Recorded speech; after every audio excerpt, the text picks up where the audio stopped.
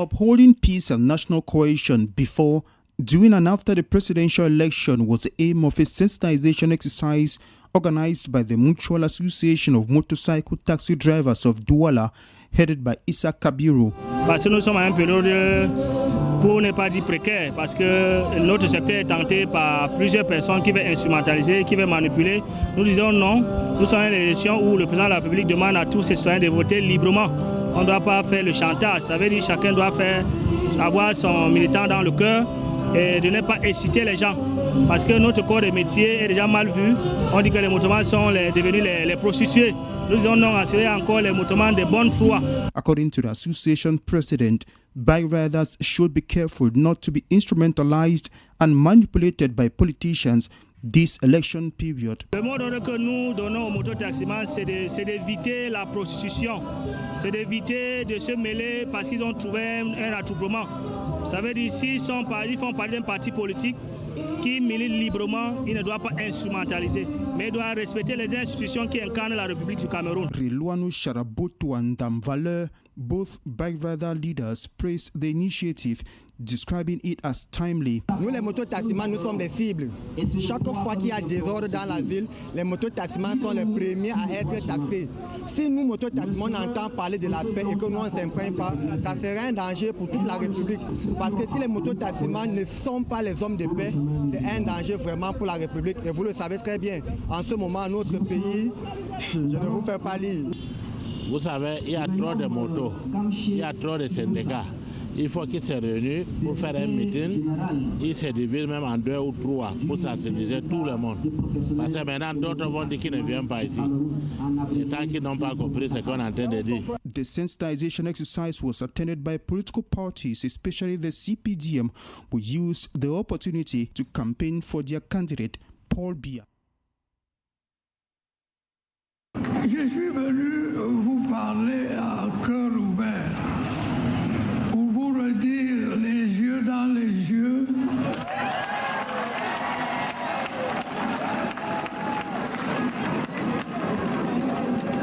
pour vous dire à quel point vous comptez pour moi et à quel point je me soucie de vous.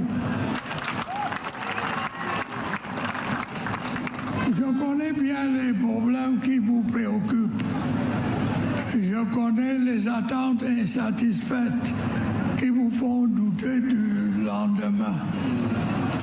En me fondant sur l'expérience qui est la mienne, je puis vous assurer que ces problèmes ne sont pas insurmontables.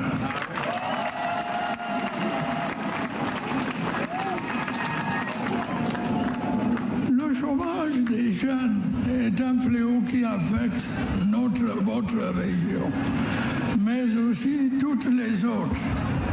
Il ne s'agit d'ailleurs pas d'un mal camerounais. Aucun pays au monde n'en est épargné. Nous ne devons pas pour autant nous y résigner. Des efforts méritoires ont été accomplis ces dernières années pour offrir à notre jeunesse plus d'opportunités d'emploi dans la fonction publique et dans les différents secteurs de notre économie.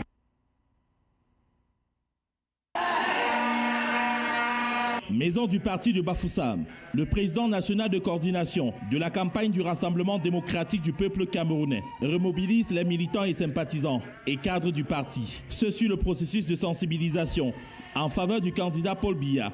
La démarche de porte à porte, de famille à famille, doit être généralisée avec le concours de tous à tous les niveaux. Le secrétaire général du parti au pouvoir demande aux Camerounais de ne pas se fier au discours de campagne des ministres démissionnaires du gouvernement. De même, de certains candidats qui, après des décennies aux côtés du président Paul Biya, qui leur a d'ailleurs tout donné, ont retourné leurs vêtements sans honte et se sont découverts des vertus de bâtisseurs et de moralisateurs à la faveur de la campagne électorale.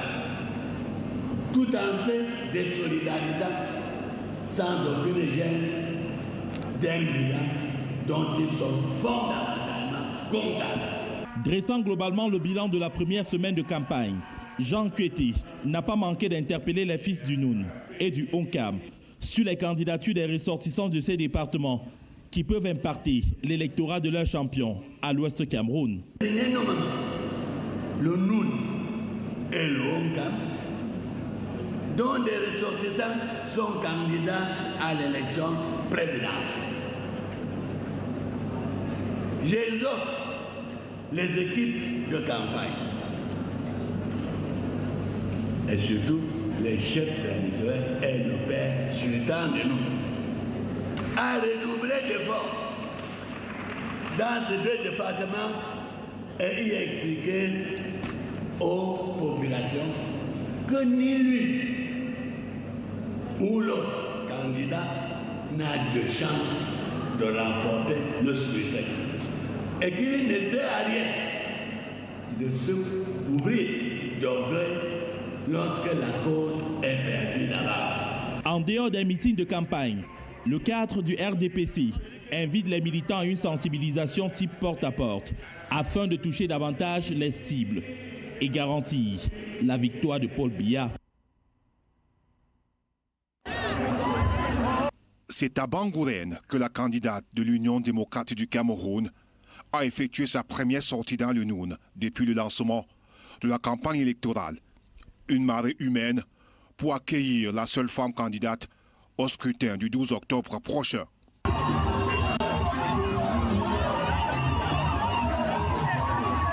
Sur place, des interventions des militants du Parti de la Houe ont exprimé à suffire leur engagement à plébisciter Tomaino Ndamjoya le 12 octobre prochain.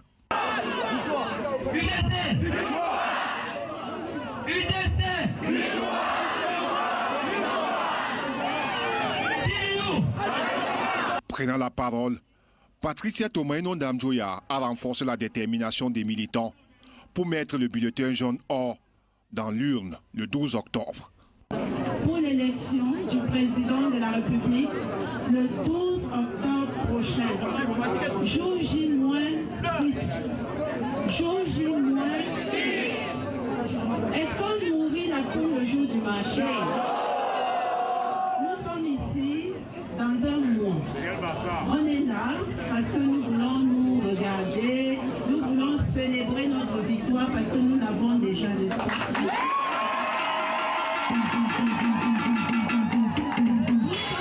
Nous sommes en veille. Le mois, c'est la veille des armes. Et nous sommes à Bangourène. Sur le chemin de retour à Fumban, des foules en liesse ont accompagné tout au long du parcours le cortège de la candidate UDC.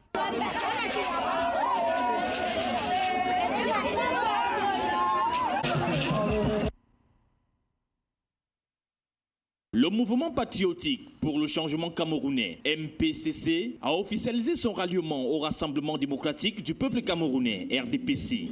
Son président, le docteur Blaise Gouet, ancien candidat à la présidentielle de 2025, justifie cette décision par une réflexion patriotique fondée sur la nécessité de préserver la paix et la stabilité du pays. J'ai longuement échangé avec les émissaires de son Excellence, Monsieur le Président Paul Biya, sur nos projets et sur notre vision. Et j'ai compris que certains de nos projets rencontrent une réelle écoute du Président de la République, qui apprécie notre démarche innovante, innovatrice, qui ne se limite pas qu'au soutien politique, mais s'inscrit dans une volonté profonde de contribuer activement au développement durable du Cameroun en mettant au service de la République et de notre candidat, M. Biya, notre expertise, nos projets et notre engagement civique et sincère aux côtés du vainqueur demain. Rendant hommage aux grandes figures politiques nationales, il a salué l'expérience du président Paul Biya, qu'il considère comme un garant de l'unité et de la continuité. En soutenant le président Paul Biya aujourd'hui, je prépare l'avenir. J'annonce ici solennellement que le MPCC reste un mouvement indépendant, républicain et visionnaire. ouvert à la jeunesse et à la diaspora, que nous continuerons à défendre nos valeurs au sein du grand chantier national de réconciliation et de reconstruction. Le docteur Gouet a par ailleurs annoncé la création d'un mouvement républicain ouvert à la jeunesse et à la diaspora pour préparer la relève politique et renforcer la participation citoyenne. Il affirme que son soutien à Paul Biya n'est ni une faiblesse ni une trahison, mais un engagement pour l'avenir du Cameroun. La pluie qui s'est abattue sur la ville d'Ngaoundéré n'a pas décoloré la marée orange à la place de fête d'Ngaoundéré. Pendant ce meeting, Cabral Liby s'est voulu rassurant. Vous annoncez, pour ceux qui en doutent encore, que je serai élu président de la République du Cameroun le 12 octobre 2025. Le candidat du PCRN a promis aux jeunes plus de 3 millions d'emplois en 5 ans. Selon lui, cet objectif doit passer par la relance des projets abandonnés dans la région de l'Adamawa. Cette ville, cette région a abrité la Sodéblé.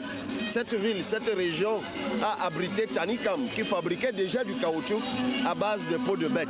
Tout cela s'est évanoui, tout cela a disparu.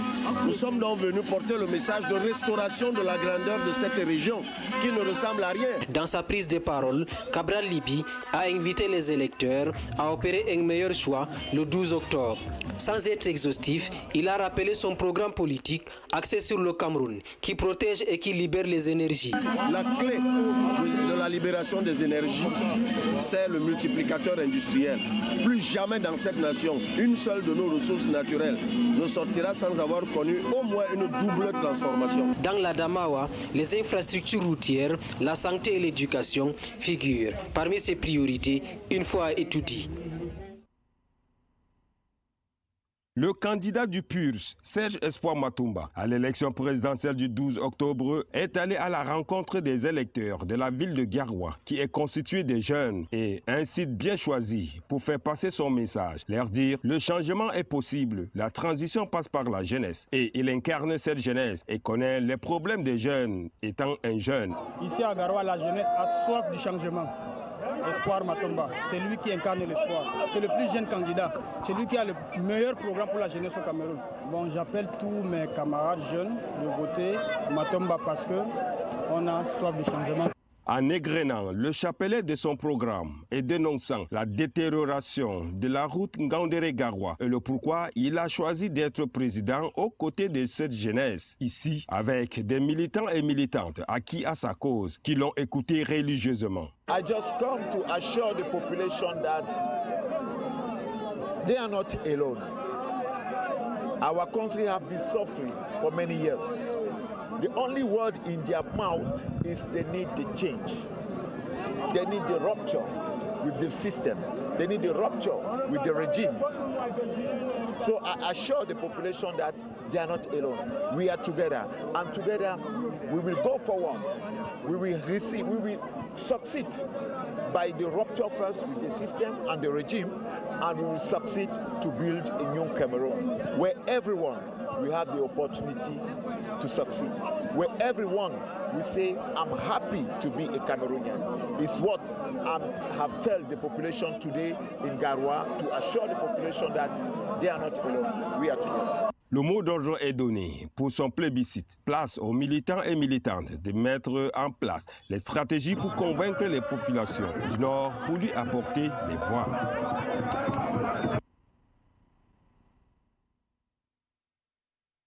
Le carrefour fédéral de Yelwa, l'épicentre des activités de la ville, c'est ce lieu qu'a choisi Dr Jacques Bouga Ekbe, candidat du Mouvement citoyen national camerounais, MCNC, pour appeler les Camerounais de cette région de lui apporter leur voix pour changer le Cameroun et lui redonner ses lettres de noblesse. Je peux vous dire avec certitude qu'en moins de 24 mois, moi, président de la République, ces jeunes commenceront à voir la différence. 12 octobre, on les balaie tous et on crée une nouvelle République avec des patriotes au pouvoir.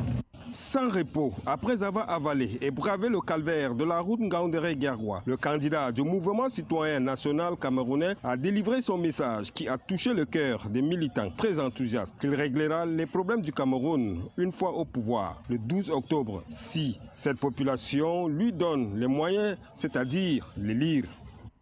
à Jacques Bouga Agbé pour son arrivée ici dans la région du Nord, parce que ça n'a pas été facile. Quand nous connaissons, n'est-ce pas, toutes les turpitudes qu'ils ont connues jusque-là. Le docteur Jacques Bouga Agbé, après avoir tenu en haleine les populations de Garoua, il a immédiatement mis le cap sur l'extrême nord pour le même exercice, convaincre les Camerounais avec son programme de société. À 5 jours du jour dit, ça bouillonne dans les rangs des partis politiques en lice pour la présidence. Au quartier général du SDF, la stratégie est en marche. Tous sont sur le terrain. Le PCRN, impulsé lors du passage de son président le vendredi dernier, envahissent les rues.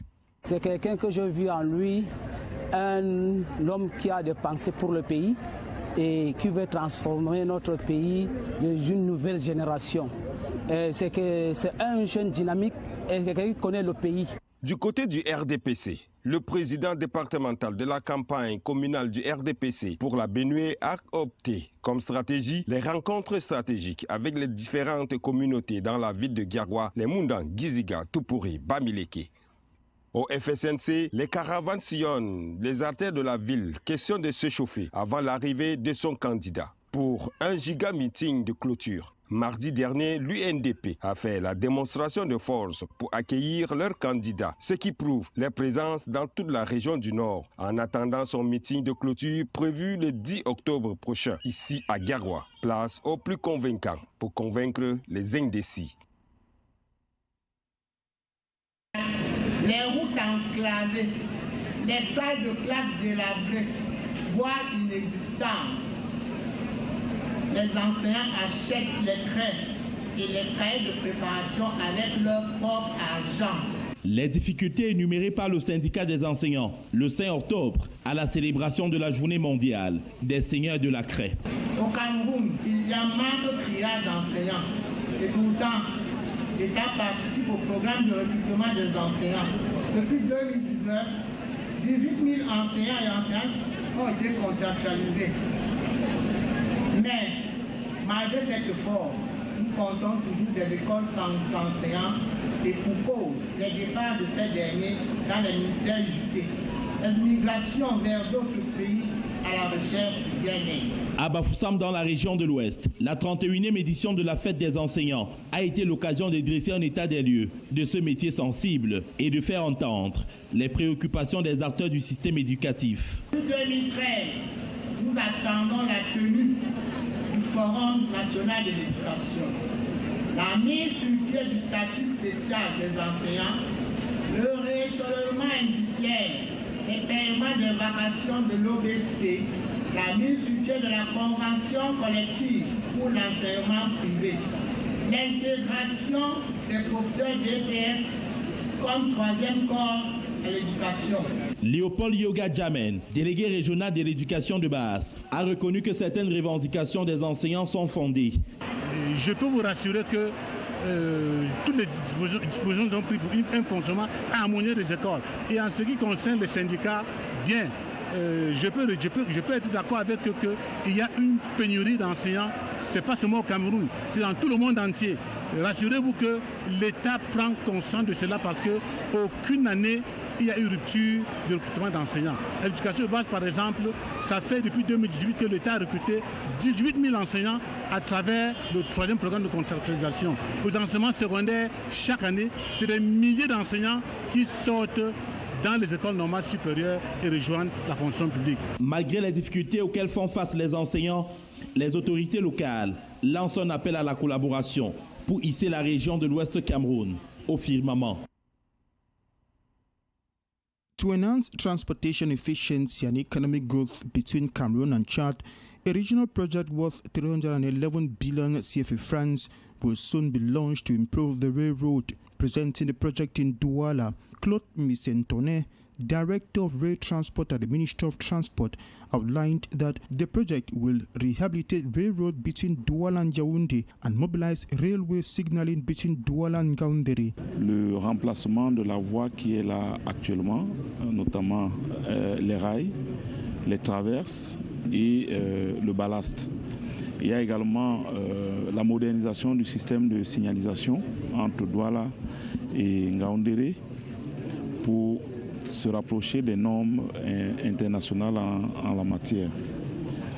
Nous avons également, dans le cadre des projets envisagés, la réhabilitation de certains ouvrages, notamment sur le tronçon Douala-Yaoundé.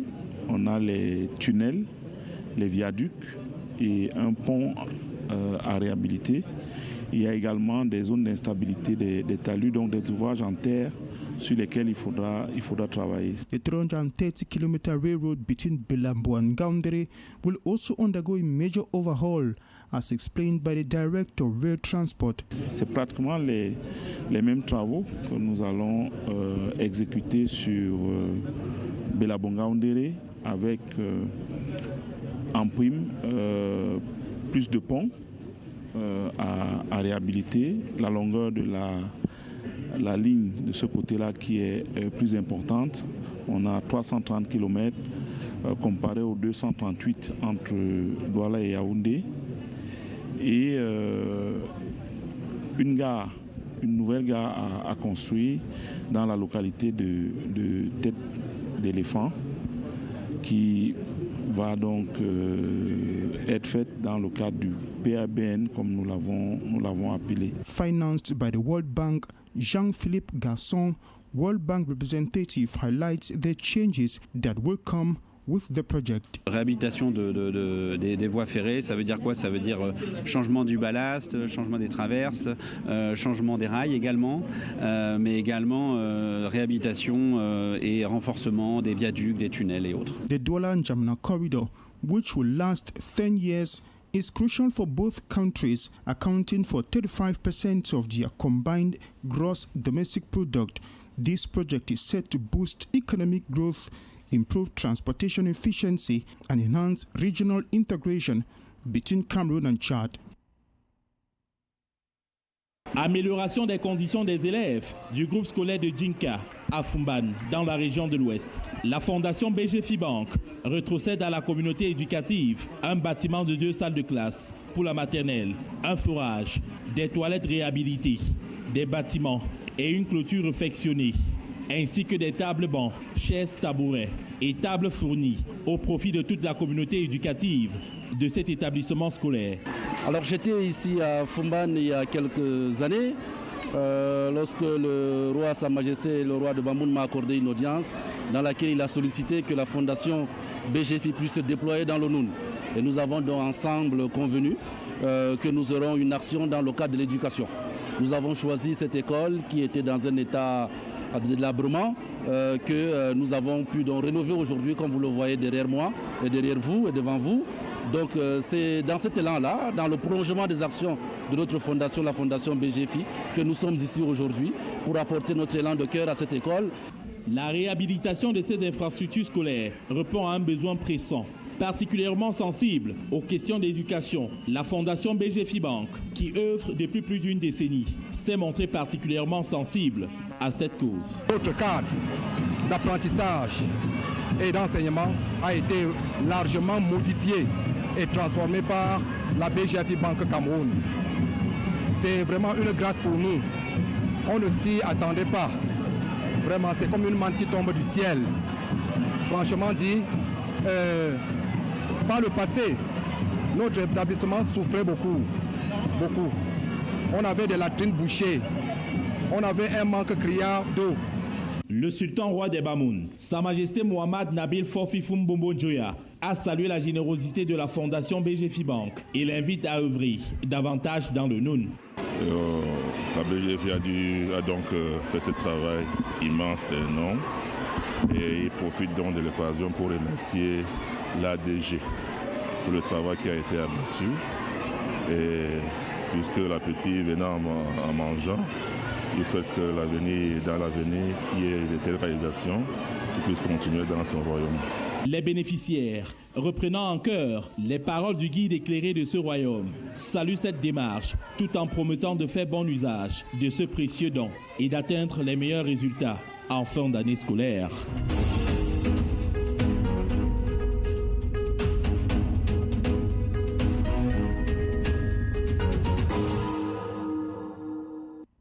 À son accession à la magistrature suprême le 6 novembre 1982, le président Paul Biya hérite d'une diplomatie camerounaise fondée sur la politique du non-alignement et la coopération internationale. Institué à l'admission du pays à l'ONU le 20 septembre 1960, dans un contexte de guerre froide entre le bloc de l'Est autour de l'Union soviétique et le bloc occidental mené par les États-Unis, Paul Biya allait maintenir le cap tracé par son prédécesseur Amadou Ahidjo jusqu'en 2008, où il décide de tracer de nouvelles orientations d'une diplomatie qualifiée de discrète et efficace, avec les résultats que l'on connaît. Forte présence du dirigeant camerounais dans les grands sommets internationaux et mondiaux sur le climat, le commerce, la sécurité et la paix dans le monde, entre autres.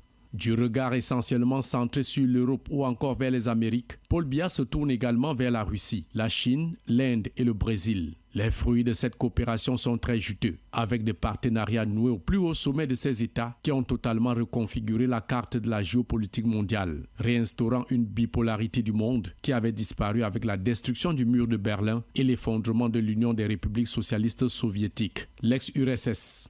Paul Biya déclarant que le Cameroun n'est la chasse gardée de personne. Les multinationales françaises, jusque-là en terrain conquis, sont mises à rude épreuve par les entreprises chinoises dans le secteur des BTP et grands travaux, le commerce entre autres. Bref, toute cette diversification des partenariats sont présentées et saluées comme les résultats positifs d'une politique diplomatique offensive du chef de l'État Paul Biya. Seulement sur le front du déploiement du personnel et des fonctions de représentation du Cameroun aux quatre coins du monde, le pouvoir de Yaoundé a connu des limites dans son offensive, avec uniquement 46 représentations diplomatiques en Afrique, en Europe, aux Amériques, en Asie et en Océanie. Soit un total de 26 ambassades, 4 hauts commissariats, 2 consulats généraux, 8 consulats honoraires, 3 consulats et 3 missions de délégation dans le monde. Et dans ces différentes représentations du Cameroun à l'étranger, des personnels diplomatiques qui s'éternisent quand ils ne sont pas tout simplement oubliés à leur poste, dont certains sont même morts en fonction, loin de leur pays natal. André Ngonga-Nwandji, ambassadeur extraordinaire et plénipotentiaire auprès de la Fédération de Russie de 1994 à sa disparition en 2007.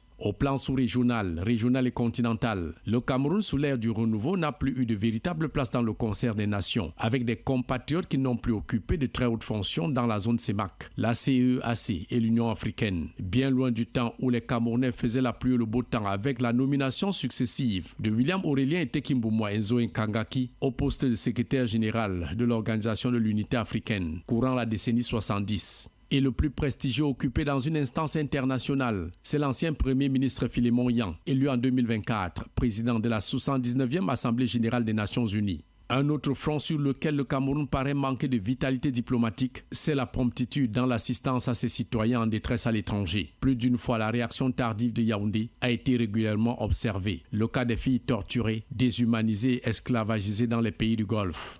Le temps du président a aussi souvent pris le dessus sur l'urgence des actions à mener auprès de ses autorités étrangères. La diplomatie camerounaise sous les 43 ans de règne de Paul Biya a marqué ses bons et mauvais points. Quelle solution pour revitaliser cette diplomatie proposent les différents candidats au scrutin présidentiel de ce dimanche 12 octobre.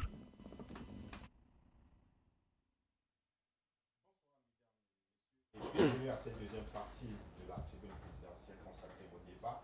Le débat ce soir sera qui est préoccupant pour les Camerounais et qui devrait être soumis à l'appréciation des candidats qui postulent dès le 12 octobre prochain à la magistrature suprême du Cameroun. Le thème relations internationales, quelle diplomatie pour le Cameroun de demain? Nous y sommes ce soir avec, je vous rappelle déjà que vous suivez ce débat en direct sur la radio Balafon également avant et sur Balafon Télévision. Ce soir, nous avons pour ce débat, à ma droite, Samuel Andi qui représente le Parti camerounais pour la réconciliation nationale, le PCRN, qui a présenté son candidat Cabral Libi. Bonsoir Samuel Andi. Bonsoir monsieur, bonsoir à mon vis-à-vis et bonsoir aux Camerounais qui nous suivent ce soir. Et je salue la bravoure de toutes ces fourmis qui sont sur le terrain, vous savez, au PCRN, vous savez, la symbolique de travail et d'engagement que notre président a donné aux camarades sont des fourmis et nous sommes au four et moulin. D'ailleurs, je vous assure que je suis parti du terrain, ça ne fait pas 1 heure pour courir de ce plateau, parce que nous sommes depuis le matin dans les artères de la ville, au niveau des artères de la ville, pour effectivement expliquer, continuer à parler avec nos concitoyens sur le projet de société, ce que nous offrons avec les porte-à-porte, c'est la campagne de proximité. Déjà que notre leader a fait un grand meeting au niveau de Douala, je crois le 28 septembre dernier. Donc, nous sommes là et il est en train de continuer son périple au niveau du nord. Il a fait Ngaoundéré aujourd'hui, il a Menganga aussi, il est en train de descendre à Bertois. Et le 10, nous serons à Yaoundé. Donc vendredi, nous serons à Yaoundé pour ce giga meeting. Vous savez, Cabral ne fait pas d'effort pour mobiliser. Les fourmis se mobilisent elles-mêmes en suivant le leader. Et je rappelle que vous êtes en campagne avec la couleur orange avec le label La Vague Orange. D'accord. Qu'est-ce que cela veut dire pour vous? En fait, ça a été un choix. Ça a été un choix stratégique. Lors du meeting de Kribi, on a pensé qu'il fallait montrer les couleurs. D'ailleurs, le président, lorsqu'il choisissait les couleurs du bulletin, il avait effectivement choisi la couleur orange pour essayer de différencier par rapport à la fois dernière avec le parti qu'il avait porté en 2018. Et directement, tous les Camerounais ont aimé. Sans publicité, je pense même qu'il y a une entreprise aujourd'hui qui est un peu soit en difficulté, soit un peu plus en promotion vis-à-vis de ces couleurs. Mais cela n'a rien à voir, tenez-vous tranquille, cela a tout simplement à voir de l'acceptabilité au niveau des Camerounais qui ont porté cette couleur aujourd'hui. Et cette vague qui est partie de Kribi a déferlé jusqu'à Kousseri, Mokolo, et arrivé jusqu'à Debouncha. Nous sommes partout, à Yingui, en Kondiok, partout aujourd'hui, vous allez trouver les Camerounais en couleur orange qui vous parlent de Cabral Libye et d'un Cameroun qui protège et qui libère les énergies. C'est de bonne guerre. En face de vous, le docteur Ekwala Roland Gétro, qui représente le Parti uni pour la rénovation sociale, qui a présenté le candidat Serge Espoir Matomba. Bonsoir. Bonsoir, monsieur. C'est un plaisir d'être sur votre plateau. C'est la première fois. Et ce soir, vous nous avez invités pour une thématique bien précise. Est importante dans la mesure où nous sommes situés dans, il faut le dire ainsi, l'enceinte d'un système international. Et à cet effet, il faut pouvoir ou alors savoir comment s'armer pour pouvoir trouver une place et ne pas se faire manger, absorber par celles qu'on appelle aujourd'hui les grandes puissances. Et Serge Espoir Matomba avait son programme axé sur la rupture et la souveraineté, entend placer le Cameroun ou alors entend faire du Cameroun un pays qui pourra occuper une place importante, centrale dans ce système international, eu égard aux nombreuses ressources dont nous disposons. Les gens ont souvent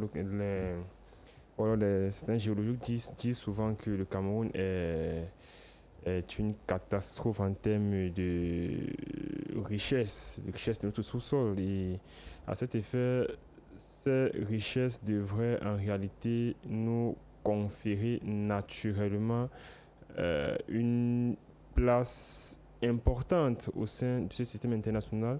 Mais malheureusement, les politiques qui ont été mises en jeu ou déployées ne nous permettent pas de nous situer en tant que tel. Donc, question ici pour le PURS, au soir du 12 octobre 2025, d'opérer une véritable reconstruction, une véritable reconfiguration afin de donner au Cameroun la place qui devrait être naturellement la sienne. Merci, docteur Ekwala. À votre gauche, Maître Teguin, bonsoir. Bonsoir, M. Tchapi. Vous représentez le RDPC. Et c'est effectivement ça, je représente le candidat du bulletin blanc que voici, qui a fait un meeting remarquable cet après-midi à Maroua. Justement, avant de rentrer dans le vif du sujet, on pourrait dire, Maître Tegem, par rapport à cette sortie, que enfin, il est apparu.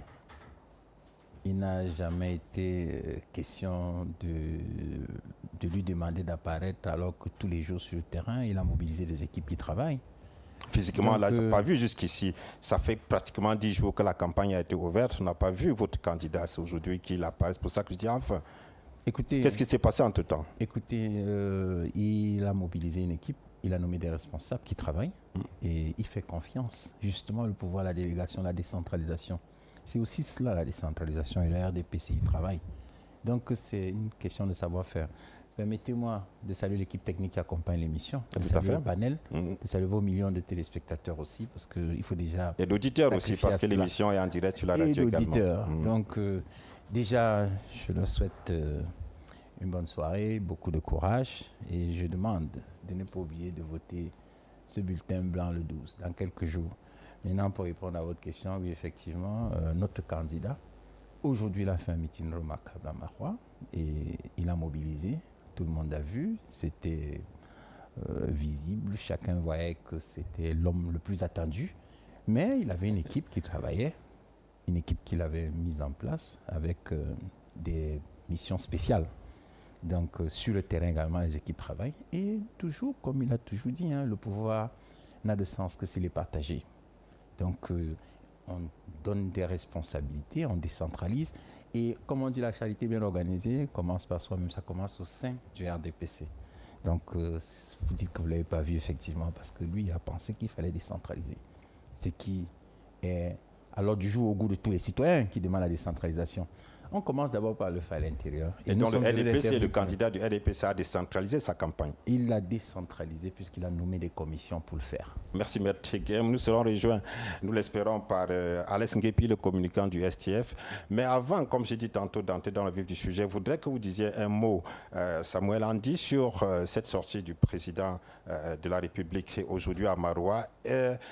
Avant qu'il ne sorte, on a eu un message porté du ministre délégué à la présidence chargée de la défense qui demandait aux autorités ou bien à la hiérarchie militaire de se mobiliser là-bas en annonçant dans son message porté qu'il venait pour une visite officielle. Et après, on a également eu ce communiqué du directeur du cabinet civil, Samuel Vondo Ayolo, qui parlait du déplacement de M. Paul Biya dans le cadre de la campagne électorale. Finalement, est-ce que c'est le président de la République qui était à Maroua ou bien c'est le candidat à l'élection présidentielle Paul Biya, à votre avis?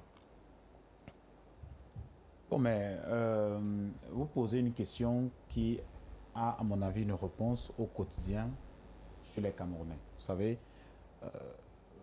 le pouvoir de Yaoundé n'a jamais fait une distinction entre l'homme politique qui est le président national d'un parti politique et le chef de l'État qui incarne quand même la direction d'un pays dans toute sa diversité. Donc, et c'est ça qui continue, cet amalgame, et surtout le non-respect des principes qui régissent les règles de fonctionnement de notre pays. Il y a des lois qui sont là-dessus. Vous voyez, lorsque vous êtes déjà candidat à l'élection présidentielle, vous n'avez plus à assumer un certain nombre d'éléments de souveraineté sur le plan de l'administration en tant que président de la République. Vous avez le devoir de vous retirer. D'ailleurs, même ce bureau qu'est la présidence ne doit plus être votre bureau parce qu'en réalité, vous êtes sortant. Mais la présidence n'est pas vacante pendant ce temps. La présidence n'est pas vacante pendant ce temps, mais il y a des questions de souveraineté sur lesquelles vous ne pouvez pas vous prononcer. Parce qu'en réalité, vous ne pouvez pas être chef de l'État et en même temps candidat. Soit vous êtes chef de l'État, soit vous êtes candidat. Et vous voyez, cet amalgame continue. Ça a été... C'est pour ça que d'ailleurs, cela essaye de soulever ces questions, de savoir est-ce le chef de l'État qui était à Maroua ou alors le candidat Paul Biya qui était à Maroua. Vous allez voir dans son déploiement, effectivement, toute l'armée, la garde présidentielle, on a vu une grosse mobilisation de la GP vers le nord. Et est-ce que la GP est au service d'un candidat ou la GP est au service du chef de l'État? Donc, cet amalgame, et c'est cette conjugaison de la capacité à piétiner effectivement les institutions que nous condamnons aujourd'hui, les 2 poids 2 mesures qui amènent effectivement notre pays à arriver à atteindre un certain nombre d'éléments qui ne permettent pas effectivement son décollage, alors que nous avons tout. Mais nous ne respectons pas les principes que nous-mêmes nous sommes établis en termes de règles de fonctionnement. Donc c'est ça, c'est une ambiguïté, effectivement. Et c'est ça qui amène souvent d'autres à penser que le chef de l'État est imbattable parce qu'il a toute la machine avec lui. Vous allez voir des gens aller dans les campagnes, dans la campagne présidentielle avec des véhicules administratifs, avec le carburant, les bons de carburant de l'administration, de l'État et tout, alors que les autres, effectivement, fonctionnent avec les moyens de leurs membres, de leurs sympathisants, et non pas les moyens de l'État. Donc, c'est ça qui soulève le questionnement, mais au-delà de tout, nous le savons déjà. Ce n'est pas une manière de s'y attarder. Effectivement, c'est pour ça que nous demandons aux Camerounais chaque jour qu'il faut une rupture, il faudrait que cela cesse et que nous revenions au bon sens et que nous ayons un État qui protège et qui libère les énergies. Docteur Ikwala Djetro, quel est votre avis là-dessus? Est-ce que votre candidat, Serge Espoir Matomba, depuis qu'il est sur le terrain, est-ce qu'il bénéficie d'une garde rapprochée, du moins d'une équipe qui assure sa sécurité? Bon, naturellement, vous les médias, vous savez, vous connaissez bien la réponse. Et vous savez tous que Serge Espoir Matomba se déplace avec ses militants, avec ses soutiens. Et rien d'autre, il ne bénéficie pas d'une protection particulière des pouvoirs publics. Et en ce qui concerne le déplacement du chef de l'État ou du candidat, il faut bien le dire, en fait, c'est plus ou moins dommage que l'on ne puisse pas vraiment se situer entre l'homme qui va pour la campagne ou l'homme dont le chef d'État qui va pour une visite officielle. On a bien vu 2 communiqués. Il y a une certaine incongruité, un manque de coordination dans l'action des 2 personnalités qui ont bien évidemment pris ces communiqués. Et ça nous laisse un goût, une certaine amertume, un certain désarroi, une certaine déception, parce qu'on aurait bien évidemment voulu que durant cette période que les choses soient faites d'une certaine façon et que l'on puisse, ne serait-ce que pour l'instant de 24 heures, dissocier le candidat du président. Mais aujourd'hui, sincèrement, qui pourrait dire si c'est le candidat ou si c'est le président ou alors c'est le candidat président qui s'est déplacé? Mais est-ce que, eu égard à la charge éthique et morale que revêt tous les actes posés par le chef de l'État, est-ce que c'est une bonne chose que nous soyons dans cette incertitude plus ou moins malsaine? Mais en même temps, on constate qu'aucun candidat ne s'est plaint de cette situation-là. Oui, les gens ne se sont pas plaints, ou les candidats ne s'en sont pas plaints naturellement parce que tous, du moins Serge Espoir Matomba est vraiment pris par sa campagne. Et sans plaindre, qu'est-ce que ça aurait changé? Rien, en effet. Donc, il est préférable de conserver son ou alors de se déployer pour ce qui est pour nous le plus urgent maintenant. Merci, Dr. Ikwala. Les campagnes au palais des Toudi, les personnalités politiques en avaient parlé de ces consultations de pré-campagne qui concernaient le RDPC et qui se déroulaient au niveau du palais présidentiel. Pourquoi aujourd'hui on doit continuer à se plaindre? Les plaintes ne servent plus à rien. Nous appelons juste les Camerounais à prendre acte et à sanctionner dimanche prochain, le 12 octobre. Alex Lépi, bonsoir. Bonsoir. Vous représentez le STF ce soir. Oui, je représente le parti le plus implanté. Le parti le plus implanté. Plus que le RDPC, son candidat était à Maroua aujourd'hui. Quelle impression est-ce que vous avez par rapport à cette sortie qui intervient 10 jours après le lancement de la campagne? Oh, ce n'est pas le candidat du RDPC qui était à Maroua, c'est le président public qui était à Maroua. Parce qu'il y a une nuance. Ce que j'ai vu à Maroua, ce n'était pas un candidat d'élection potentielle. J'ai vu le chef de l'État à Marois. Et ça crée un doute en fait sur l'équité des candidats, sur le fait que la CNCA a fait un communiqué et qu'il fallait que la campagne se passe de manière équitable et qu'il n'y ait pas une prédominance. Mais on a couvert le chef de l'État et non le candidat. C'est vraiment regrettable. Heureusement que les populations ne sont pas dupes. Ils savent que le chef de l'État qui est là ne devrait plus être candidat pour l'élection présidentielle. Donc je crois qu'il allait dire au revoir au président de Marois, enfin laisser la place à Joshua aussi comme président du Cameroun. Maître Nguepi, je souhaiterais que vous disiez un mot là-dessus, en tant qu'avocat déjà, qui connaissait les rouages du droit administratif ou pas. Est-ce que dans ce cas-là, on peut dire qu'il y a, une entorse au respect de la Constitution, de la loi et autres? Et maintenant, en tant que militant du RDPC, que répondez-vous à toutes ces accusations selon lesquelles il y a amalgame entre le président et le candidat? Nous comprenons ces préoccupations, mais nous comprenons aussi que la République a besoin de continuer à exister. Nous comprenons aussi qu'en droit, nous enseigne le principe de la continuité du service public. Nous comprenons que l'ordre républicain doit fonctionner. Nous comprenons que si le Cameroun aujourd'hui est attaqué, il faut bien quelqu'un pour y agir. Et celui qui représente la nation à tous les actes, c'est bien Monsieur le Président de la République. À ce titre, il a droit à un minimum de protection. Parce que c'est quand même lui qui incarne l'unité nationale. C'est lui qui doit lutter contre Boko Haram à titre principal. C'est lui qui mobilise les forces de défense. C'est lui, même s'il est candidat, qui continue à avoir ses pouvoirs régaliens. Et à ce titre, il mérite un minimum de protection. Je voudrais également faire observer ici que aucun candidat ne peut pas dire qu'il ne bénéficie pas des moyens de sécurité de l'État. Ils ne peuvent pas le dire. C'est inexact de le dire. Déjà, même nous, ici, sur ce plateau, nous bénéficions de la sécurité de l'État. Puisque, mais monsieur, si les forces de sécurité ne sont pas là, si la sécurité n'est pas garantie, nous sommes directement dans une situation d'insécurité. Si le feu rouge Bessengue qui est achevé n'était pas achevé, c'est que je ne suis pas arrivé à l'heure.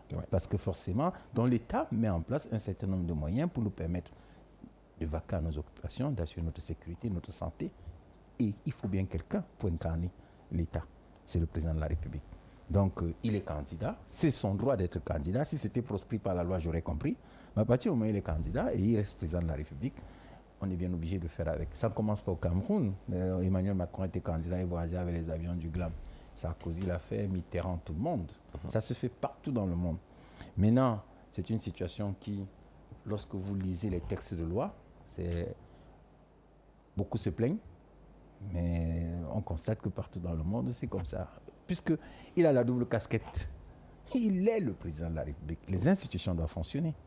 Sinon, il y a un problème. Et à ce titre, il mérite un minimum de... Est-ce qu'on peut donc dire qu'à partir de ce moment-là, quand il bénéficie de toute cette logistique étatique, est-ce qu'on peut dire qu'il a un pas d'avance sur les autres candidats?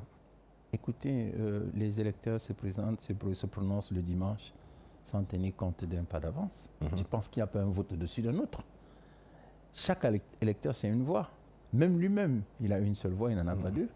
Donc, je ne vois pas le pas d'avance. Parce que les citoyens sont tout à fait éduqués pour comprendre qu'il est président de la République et candidat. Le pas d'avance, c'est quoi? Quel avantage il a que les autres n'ont pas? Il est président de la République, à ce titre, il doit travailler. Et aujourd'hui, il a dit, vous m'avez confié le mandat il y a 7 ans, dans 5 jours, vous allez me dire si vous me renouvelez votre mandat ou pas.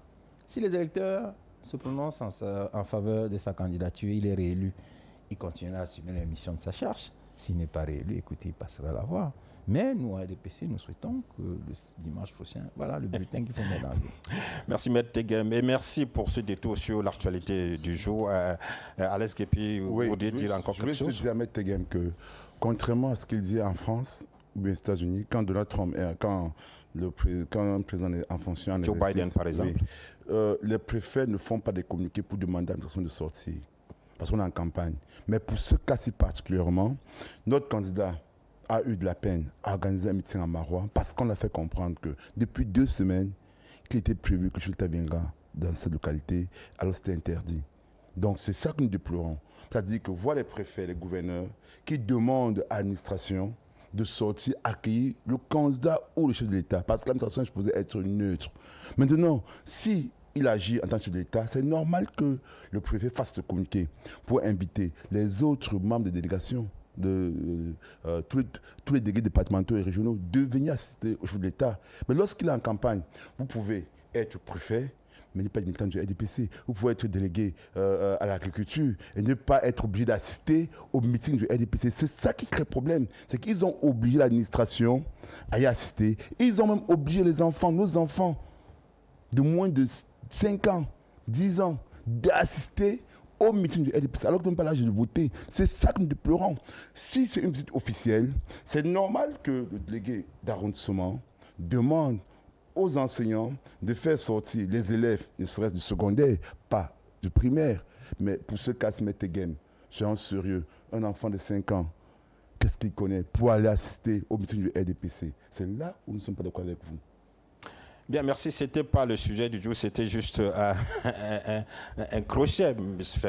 Teguin veut dire quelque chose là-dessus. Mais permettez qu'on entre dans le vif du sujet de ce soir et qui parle des relations internationales.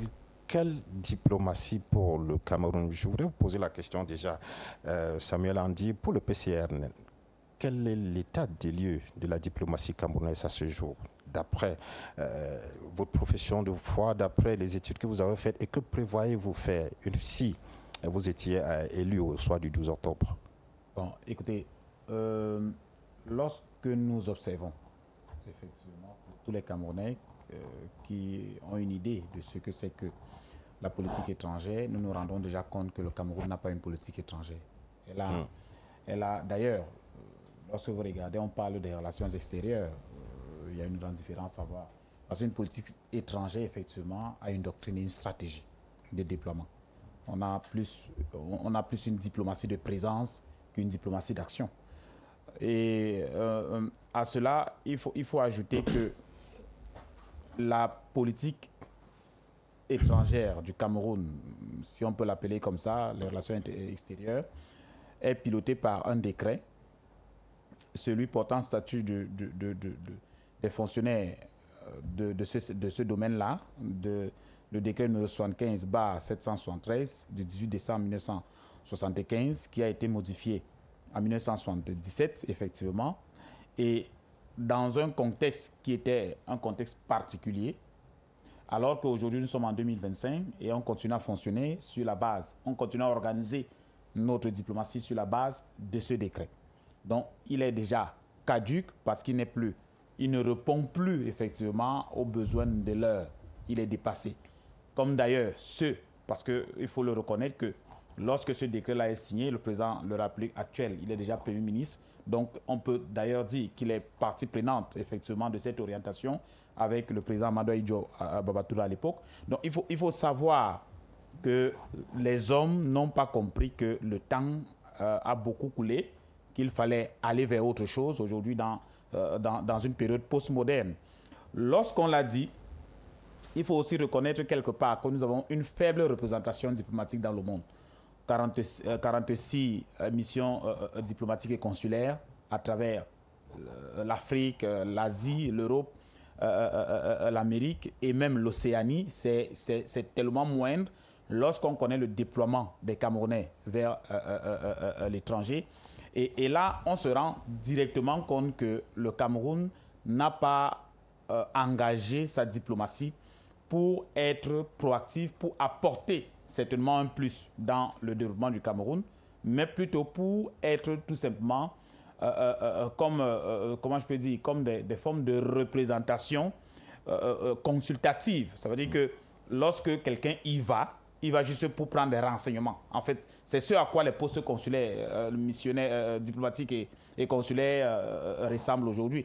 Lorsque vous y allez d'ailleurs, on vous dit même les papiers, il n'y en a pas, même pour faire des impressions. Moi, je suis passé dans 2 ou 3 ambassades en Afrique, que ce soit au Sénégal, que ce soit au niveau de la RCA. On va vous dire, vous venez même pour un document, on vous dit, moi j'ai acheté des rames de papier, par exemple, au niveau de la RCA, l'ambassade de Bangui.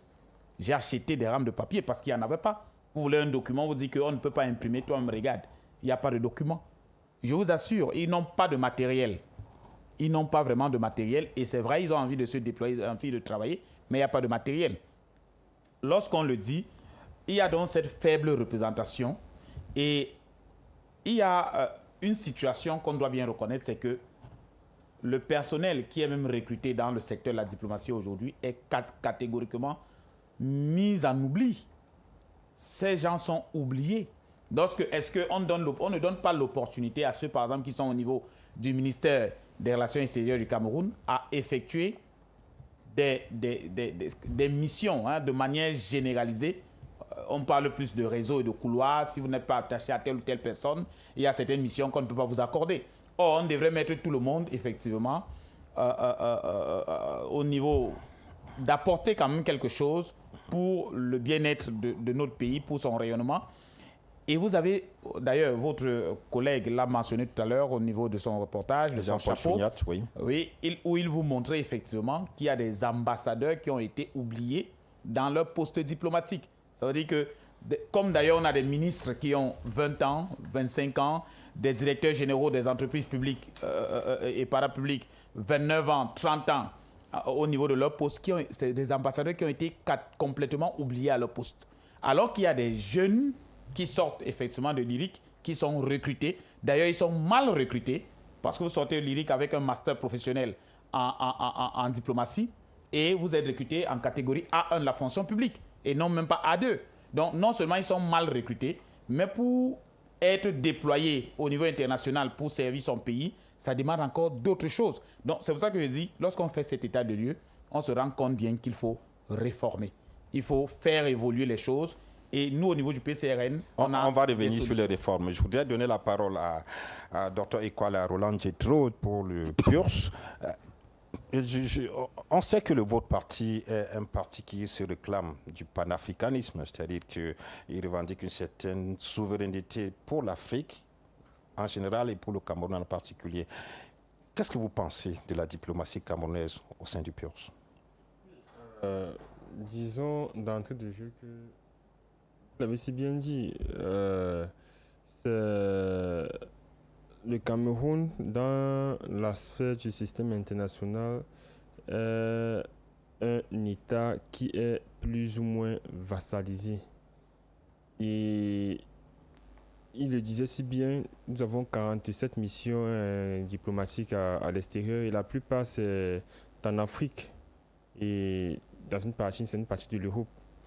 Et seulement 68 représentants diplomatiques sont accrédités au Cameroun. Alors, on s'aperçoit en réalité que le Cameroun, non seulement n'arrive pas à se déployer à l'extérieur, mais dans une certaine mesure, il n'attire pas également. Juste 68, c'est vraiment dérisoire. Et ceci, en réalité, on n'attire pas parce que nous n'arrivons pas à montrer que nous avons la capacité d'entretenir de véritables relations avec les autres. Et ceci est lié naturellement au fait que ceux avec qui nous entretenons ces relations diplomatiques, en réalité, nous sommes plus ou moins comme une chasse gardée. Je crois que le président de la République a dit que le Cameroun est la chasse gardée de personne, mais nous sommes plus ou moins, et dans cet état de lieu, il y a comme une faible attraction. Le Cameroun n'attire pas assez. Et à un certain moment, on a l'impression que pour pouvoir accréditer des représentations diplomatiques au Cameroun, il faut demander l'aval de telle ou de telle autre nation. Et c'est dans ce sens donc qu'il est nécessaire que nous puissions bien évidemment repenser notre philosophie diplomatique et comment est-ce que nous voulons nous situer au sein de la communauté internationale afin non plus de subir la politique du milieu international, mais d'appuyer sur un certain levier pour pouvoir nous-mêmes mettre en branle nos propres aspirations. Et c'est ce qui rendra en réalité le Cameroun davantage attractif, attirant. Et dès lors, de nombreuses autres nations pourront venir justement ou solliciter ces échanges diplomatiques avec le Cameroun. Et c'est la raison pour laquelle, naturellement, vous avez parlé de panafricanisme, nous sommes tournés véritablement vers une certaine souveraineté. Un État qui n'est pas souverain ne peut pas être véritablement attractif sur l'échiquier international. Et le véritable problème du Cameroun, en réalité, c'est que nous manquons de souveraineté. Et ces États donc qui savent ce que c'est que la souveraineté, quand ils se rendent compte que le Cameroun a besoin du consentement de tel ou de tel autre État pour pouvoir disposer des accréditations, naturellement, ces derniers ne peuvent pas manifester un certain intérêt. Et il est donc nécessaire que nous puissions désormais lutter, militer en faveur de cette attractivité que nous souhaitons. Maître Tegem, est-ce qu'au RDPC, on est satisfait de l'état actuel de la diplomatie camerounaise? Est-ce qu'on est fier de se dire, OK, le Cameroun est suffisamment représenté, qu'il y a suffisamment de représentations diplomatiques qui suivent, par exemple, le mouvement démographique des Camerounais à l'étranger? Est-ce que vous êtes satisfait de cela? Sinon, pourquoi? Et si oui, qu'est-ce que vous pensez doit faire pour améliorer ou bien? Écoutez, nous faisons un travail qui est une œuvre humaine. Hein? Et Monsieur le Président de la République, toute œuvre humaine n'est perfectible. Au RDPC, on n'a pas la prétention de faire la perfection. Mais nous disons que le Cameroun est mieux perçu. C'est avec le Président de la République que le Cameroun a eu 5 cannes quand même. Hein? On a gagné 5 Coupes d'Afrique des Nations. Ça a participé à la diplomatie sportive. Avec le Président de la République, on a atteint les quarts de finale à la Coupe du Monde. Vous savez les retombées qu'on a eues à partir de cela. Et comme vous le savez, sur le plan de l'armée, nous formons ici, avec l'École internationale des forces de sécurité, des pays envoient les gens sans formation chez nous. C'est la diplomatie de la défense, la diplomatie de l'éducation, de la formation. Et au Cameroun, on a formé des chefs d'État qui officient dans les pays étrangers. Ils sont venus en formation au Cameroun. C'est la diplomatie de l'éducation. Oui, monsieur, lorsqu'on parle de la diplomatie, c'est de cela qu'il est question. Comment vous êtes perçu? Vous avez vu quand il fallait faire des infrastructures, la Cannes. Vous savez combien de pays ont participé? Les Canadiens, les Turcs, les Italiens. C'est aussi cela la diplomatie. C'est-à-dire quel est l'intérêt que vous avez lorsque vous faites une action diplomatique. Vous savez, c'était important. Laissez-le continuer. Cher monsieur. Non, allez-y, je vais revenir là-dessus. Cher monsieur, vous savez ce que notre système sanitaire draine comme monde ici. En matière d'économie sociale, les pays viennent en formation chez nous parce qu'on a un système qui est attractif. C'est-à-dire qu'ils nous envoient des experts ici pour se former. En matière de lutte contre le déficit énergétique, vous connaissez le nombre de pays qui viennent au Cameroun apprendre. Nous avons une diplomatie. En matière même électorale, vous le savez, il y a des pays qui envoient leurs experts ici chez nous pour se former en matière. La qualité du processus électoral. Parce qu'on a une loi électorale que vous critiquez, mais qui est l'une des meilleures, puisqu'on a un système qui est pareil au système canadien. C'est un système inclusif, un système mixte, où tout le monde participe. Oui, c'est cela aussi la diplomatie. Et ultimement, on a eu un diplomate camerounais à la présidence de l'Assemblée générale des Nations Unies, ayant présidé il y a quelques années le Conseil de sécurité, vous le savez très bien, des Nations Unies. Pour vous, vous trouvez que... Et rassurez-vous, vous avez vu, je l'ai dit au départ, hein, ce n'est pas parfait. Il y a des efforts à fournir, oui. On peut mieux faire, oui. Mais déjà, des efforts ont été faits. Lorsque nous sommes même attaqués par certains pays, vous voyez parfois nos ressortissants, vous voyez une réponse. Le gouvernement de la République ne fait jamais rien pour aggraver le climat de tension. C'est une diplomatie contrôlée. C'est une diplomatie suivie de responsabilité. Parce que tout ce que vous dites, je veux bien, il parle de souveraineté.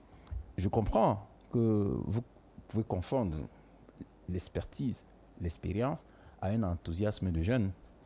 Il faut faire attention lorsqu'on veut conduire avec responsabilité un pays. Vous n'allez pas vous lancer dans des aventures dans le monde diplomatique. C'est un monde qui est sérieux, où il faut un savoir-faire, il faut un savoir-être, il faut avoir une certaine expertise, il faut créer les conditions d'attractivité de notre économie. Parce que notre pays doit susciter également des investissements étrangers. Oui, Maître Tegema, ça c'est des conditions en interne. Mais à l'extérieur, est-ce que vous avez l'impression qu'il y a suffisamment de représentations diplomatiques camerounaises qui suivent, j'ai demandé tantôt, le mouvement démographique des Camerounais? Vous savez, il y a des zones au Moyen-Orient, en Amérique latine, où il y a une seule représentation diplomatique qui représente 2, 3, 4, 5 pays. Et on a souvent entendu des Camerounais qui se plaignent d'être victimes de certaines maltraitances dans certains pays, mais n'avoir pas l'assistance de représentations diplomatiques, tout simplement parce qu'il est très difficile d'y avoir accès à cause des différentes distances. Est-ce que vous ne pensez pas qu'à ce jour, en augmentant le nombre des représentations diplomatiques, on aiderait à mieux s'occuper des Camerounais qui sont à l'étranger? La vérité, c'est que c'est une vérité de la palisse qu'il faut améliorer. Je l'ai dit en commençant que ce n'est pas parfait, c'est perfectible. Mais il n'y a dans le programme politique de votre candidat? il a toujours dit une diplomatie de présence et de rayonnement. Il a toujours dit, depuis 43 ans. Et il y travaille. Est-ce que le Cameroun a été absent d'un grand rendez-vous? Le président de la République a été invité au Brésil, il a été invité au sommet Chine-Afrique, au sommet Russie-Afrique, au sommet Amérique-Afrique, au sommet France-Afrique. Donc dans les grands sommets internationaux, le Cameroun compte. La voix du Cameroun compte. Il y a des grands, je ne vais pas peut-être citer des personnes parce que quand même il faut respecter ce qu'on appelle le secret de santé, du bulletin de santé, le secret médical. Oui. Il y a bien des gens qui viennent se soigner au Cameroun parce qu'il y a des hôpitaux qui attirent par la qualité du plateau technique. Beaucoup disent qu'on n'en a pas, mais il y a beaucoup. Allez souvent dans les hôpitaux, si vous vous renseignez, vous rencontrerez des gens que vous ne pouvez pas imaginer. Et c'est pourquoi? C'est parce qu'un travail a été fait. Lorsque vous dites que les Camerounais ne sont parfois pas accompagnés, même dans les pays où on a des missions diplomatiques quelquefois, nous ne sommes pas responsables des politiques intérieures des États. Vous voyez, dans certains pays voisins, on a des missions diplomatiques, mais pendant que nos ressortissants souffrent des lois de ces pays-là, nous avons le devoir, en toute responsabilité, de respecter la souveraineté des États. Donc, on le fait et on essaye, sur le plan diplomatique, de trouver des solutions pacifiques. Parce qu'il ne faut pas agir avec de l'irresponsabilité. Il ne suffit pas de venir sur les plateaux de télévision et faire des déclarations, comme on dit, souveraineté, souveraineté, souveraineté. Non. Ou alors, indépendance, indépendance. Il faut agir avec responsabilité. Et nous pensons que jusqu'à présent, M. le Président a essayé d'agir avec responsabilité. Vous savez que dans la lutte contre le phénomène, dans la lutte contre la crise dans les régions anglophones nord-est et sud-ouest, vous avez vu le succès diplomatique, notamment avec l'intervention du gouvernement américain qui a décidé de traquer les gens qui participaient à développer ou alors à valoriser ou alors à aggraver cette crise dans les régions administratives nord-est et sud-ouest. On a travaillé dans le cadre de la force multinationale mixte, notamment pour lutter contre Boko Haram. C'est parce qu'il y a eu un travail diplomatique. Et vous le savez, le Cameroun n'a même participé aux opérations du G5 Sahel. C'est toujours des efforts diplomatiques qui sont faits. Mais ça ne se fait pas n'importe comment, ça se fait avec responsabilité. C'est pourquoi nous pensons que le président Biya a l'expertise, il a l'expérience, il a le savoir-faire, il a la sagesse pour conduire notre diplomatie. Pendant toutes ces années, nous n'avons jamais été attaqués par un État voisin. Quand vous voyez le contexte international, le monde est incertain, le monde de plus en plus violent, et vous voyez quand même que nous ne sommes pas attaqués par un État, mais parfois par des guerres asymétriques. Vous comprenez bien que c'est parce qu'il agit avec responsabilité. Ça fait quand même 43 ans, et vous voyez ce qui se passe. En 43 ans, autour de nous, des choses sont passées dans les pays, mais le Cameroun a toujours été épargné. Donc, reconnaissons que des efforts ont été faits, reconnaissons qu'il faut améliorer, reconnaissons également qu'aucune œuvre humaine n'est parfaite. Mais maître, on peut quand même se poser quelques questions. Vous parlez de la présence du président Paul de votre candidat à des sommets internationaux. On a vu récemment, au mois de juillet dernier, où un sommet de la CEAC a été programmé au Cameroun, puis reporté sine die sans qu'on nous dise pourquoi. Ensuite, ce sommet s'est tenu en Guinée équatoriale sans la présence de votre candidat. Et quelques semaines après, s'est tenu également un sommet de la CEMAC à Bangui, je crois, et sans la présence de votre candidat, qui normalement devrait être là pour représenter le Cameroun à ce type de sommet. Comment comprendre qu'à côté de la maison, il n'est pas là et vous l'annoncez au sommet, dans les sommets internationaux? Qu'est-ce qui se passe en interne? Il néglige les pays voisins ou bien il pense que ce n'est pas important d'entretenir des bonnes relations avec les voisins? J'aurais compris votre question si au dernier sommet Nations Unies, c'était lui qui était présent, parce que le dernier sommet du mois de septembre, c'est le ministre des Relations extérieures qui a représenté le Cameroun. Qu'est-ce qui explique cela? Non, ce que je veux dire, vous ne pouvez pas en même temps demander la décentralisation et quand on décentralise, vous plaignez. C'est quelque chose quand même que je trouve extraordinaire au Cameroun. Vous dites que tout est concentré sur Etoudi. Vous dites que le système est lourd. C'est quand même un sommet des chefs d'État de la CEAC. Pourquoi est-ce que lui, en tant que chef d'État, le doyen en plus, effectivement les autres chefs d'État... Oui, mais vous savez, un président de la République a forcément des obligations multiples. Un président de la République a forcément un calendrier que vous et moi, nous ne connaissons pas. Surtout qu'on est en période électorale. Et peut-être qu'il a des informations qui disent que pour le moment, il vaut mieux que je sois là pour la sécurité, pour assumer mes fonctions. Et il dit, pour ces raisons, je n'y vais pas. Mais Je connais beaucoup de sommets. D'ailleurs, il s'est rendu à un sommet, il est même tombé malade. Ça a été relayé. Et tout le monde le sait. Donc, il n'a de mépris pour personne. C'est simplement un monsieur qui a la sagesse, qui avait responsabilité. C'est pourquoi nous demandons au Camerounais de continuer à lui faire confiance. C'est un responsable politique. Alex Guépi, je vais vous poser une question précise.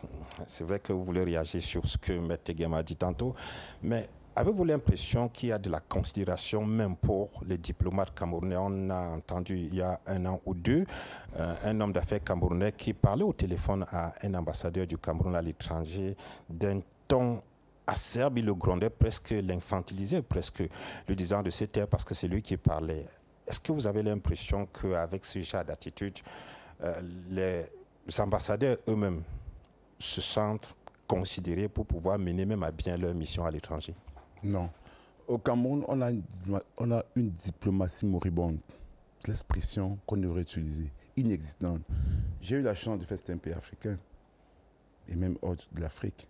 Et tout ce à quoi nous servent nos ambassades, nos consulats, sont des petits royaumes là-bas, qui nous servent uniquement à déclarer les actes de naissance des enfants. C'est-à-dire, on déclare que l'enfant est né. Ils nous servent à faire les cartes consulaires. Ils nous servent à enregistrer pour faire un passeport. Ça s'arrête là. Ils ne servent plus à rien. C'est-à-dire, vous avez un Camerounais qui vit hors du Cameroun, il vous dira que nos ambassades ne nous servent absolument. Ils sont là pour le business avec le RDPC. Mais pour les populations qui vivent hors du Cameroun, ils ne nous servent absolument à rien. Comment est-ce qu'on peut expliquer qu'on trouve plus de 300 millions au Gabon chez un diplomate camerounais, une ambassadeur du Cameroun, et elle continue à être en fonction? Ils sont pas offusqués de cela. Ben, le Gabon a dit qu'ils ne peuvent pas intervenir parce que c'est un territoire du Cameroun. Mais elle a 300 millions chez elle, de francs CFA.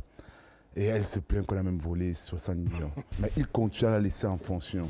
Et il n'a pas de diplomatie. Quand un Camerounais décède à l'étranger, aucun accompagnement juridique. Quand je voyais un Malien, un Sénégalais, un Burkinabé, giflé en route. Le lendemain, il vous porte plainte. Il ne viendra pas, même son avocat vient, mais il y aura le conseil juridique de l'ambassade au tribunal avec vous. Au Cameroun, ça n'existe pas hors du Cameroun. Vous avez un problème, vous signalez au service juridique compétent. On dit qui t'a envoyé, hein? Il fallait rester au Cameroun, tu es venu ici faire quoi? Pourtant, vous êtes Camerounais. Vous avez vu comment est-ce que la France a tout fait pour libérer certaines personnes on disait que c'était des espions. C'est la diplomatie qui s'est mise en branle. Au Cameroun, ça n'existe pas. Vous vivez hors du Cameroun, vous avez un problème. Moi, quand j'étais en Égypte en 2005, je me suis fait stocker de l'argent. Ma famille s'est fait stocker de l'argent. J'ai eu un problème là-bas. Et ils ont stocké 1 million à ma famille. Parce que comme en Égypte, je n'oublierai jamais cela. 1 million de francs CFA. J'ai eu un souci. Ils ont stocké. Comment ça? Ils ont stocké, comme je vous dis. C'est-à-dire qu'ils ont demandé que vous leur donniez de l'argent pour résoudre le problème. Bien sûr, il fallait un conseil et je n'étais pas joignable. Il fallait passer par le conseil. Ils ont pris, ils ont bouffé. Et quand je suis arrivé vers eux, dit écoutez, vous avez reçu, voici les preuves d'envoi. Oh non, monsieur, c'est fini. Mais à un moment, j'ai eu honte d'être Camerounais. C'est-à-dire que dans ce problème-là, il y avait des Maliens, sans dépenser moins de 5 francs, leurs services juridiques ont intervenu, mais pas pour le Cameroun. J'ai eu honte d'être Camerounais. Vous arrivez là, en Égypte, vous arrivez en Guinée, au Gabon, au Congo, en Angola, en Afrique du Sud. On vous dit Cameroun, Roger Mila, Samuel Eto'o, José-Antoine Bell, ça s'arrête là. Il n'y a plus rien. On vous voit comme un bandit, un escroc. Et il y a un problème dans l'ambassade, on vous dit qui t'a envoyé. Il fallait éviter le problème. Donc c'est une aberration, c'est une honte. Est-ce que cela n'est pas aussi le fait d'une certaine indiscipline qu'on pourrait mettre au compte des Camerounais qui sont à l'extérieur? Indiscipline ou pas, ils sont Camerounais et ils ont droit à la protection de l'État. Oui. Autrement dit, tous les prisonniers qui sont venus, allez retirer les fusillés, puis ils sont nourris par l'État du Cameroun. Pourquoi est-ce que c'est un Camerounais à l'étranger qui a un problème, pourquoi on ne doit pas la citer? Puisque vous nourrissez vos prisonniers. L'argent que vous nourrissez vos prisonniers, vous ne nourrissez pas les gars qui sont à la diaspora. Au moins, donner une apparence psychologique, une apparence juridique. Autrement dit, tous les prisonniers qui sont à New Bell, à Konengi, il faut les fusiller, puisqu'en fait, ils sont des délinquants. Tout estimé que la diaspora camerounaise est délinquante. Il faut les fusiller. Ils sont abandonnés à leur propre sort, parce que notre diplomatie est nulle. Je parle parce que j'ai vécu l'expérience. Et ceux qui sont au Gabon m'écoutent, ils savent de quoi je parle. Ceux qui sont en Afrique du Sud savent de quoi je parle. Vous avez vu au Nigeria, lorsqu'il y a eu des émeutes là-bas, raciales, xénophobes, xénophobes là-bas, l'ambassade de l'État du Nigeria a réagi. Hein. Ceux qui ont été massacrés au Nigeria, les gens qui ont été massacrés, leur État, on lui a dit à un moment, les gens sont allés dire qu'on va se lâcher nos populations pour attaquer aussi vos citoyens et vos ambassades. L'Afrique du Sud a dû calmer le jeu. Mais les Camerounais qui ont été tués ont été abandonnés à leur propre sort. Beaucoup de Camerounais sont venus dire qu'ils sont au Nigeria. Parce que quand ils ont un problème, ils disent que non, en Fronadja, rien. Ils sont obligés de le dire. Parce que quand on tue un Camerounais, quand l'autre on tue les Camerounais, personne, aucun communiqué. Et tout dit, silencieux, silence radio. Aucun, on ne fait même pas appel à l'ambassadeur du Cameroun, de l'Afrique du Sud de Cameroun. On ne le convoque pas. Silence radio. Mais je suis sûr que c'est un Besquin, tu es un Sud-Africain ici. L'ambassadeur du Cameroun, après toi, sera convoqué. Il sera convoqué pour savoir ce qui se passe. Vous savez, lors de l'affaire, pour ne pas citer, je crois qu'il y avait MTN. Dampolo. J'ai été d'abord à Dampolo. Parce que Baba Dampolo, il a su comment aussi utiliser les moyens de l'État. C'est-à-dire que les juges qui ont rendu des décisions contre MTN, même si pour moi c'était arbitraire, mais c'était une réponse à ce qu'il lui subit en Afrique du Sud. J'ai fait ce pays-là. Et je sais ce qu'ils font au noir, aux Camerounais. Baba Dampolo, si vous l'invitez sur la question, vous dire off. Parce qu'elle est branlante.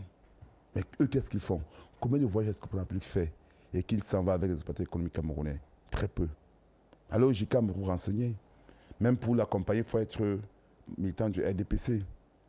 Mais est-ce qu'on ne pourrait pas dire que c'est une minorité qui se comporte comme ça, mais que dans l'ensemble, comme dit M. Tegem, il y a de quoi être fier par rapport de quoi, du football, parce qu'on a gagné une Coupe du Monde, une Coupe d'Afrique, il vient dire que c'est ça, il vient vous faire comprendre, il vient soigner au Cameroun.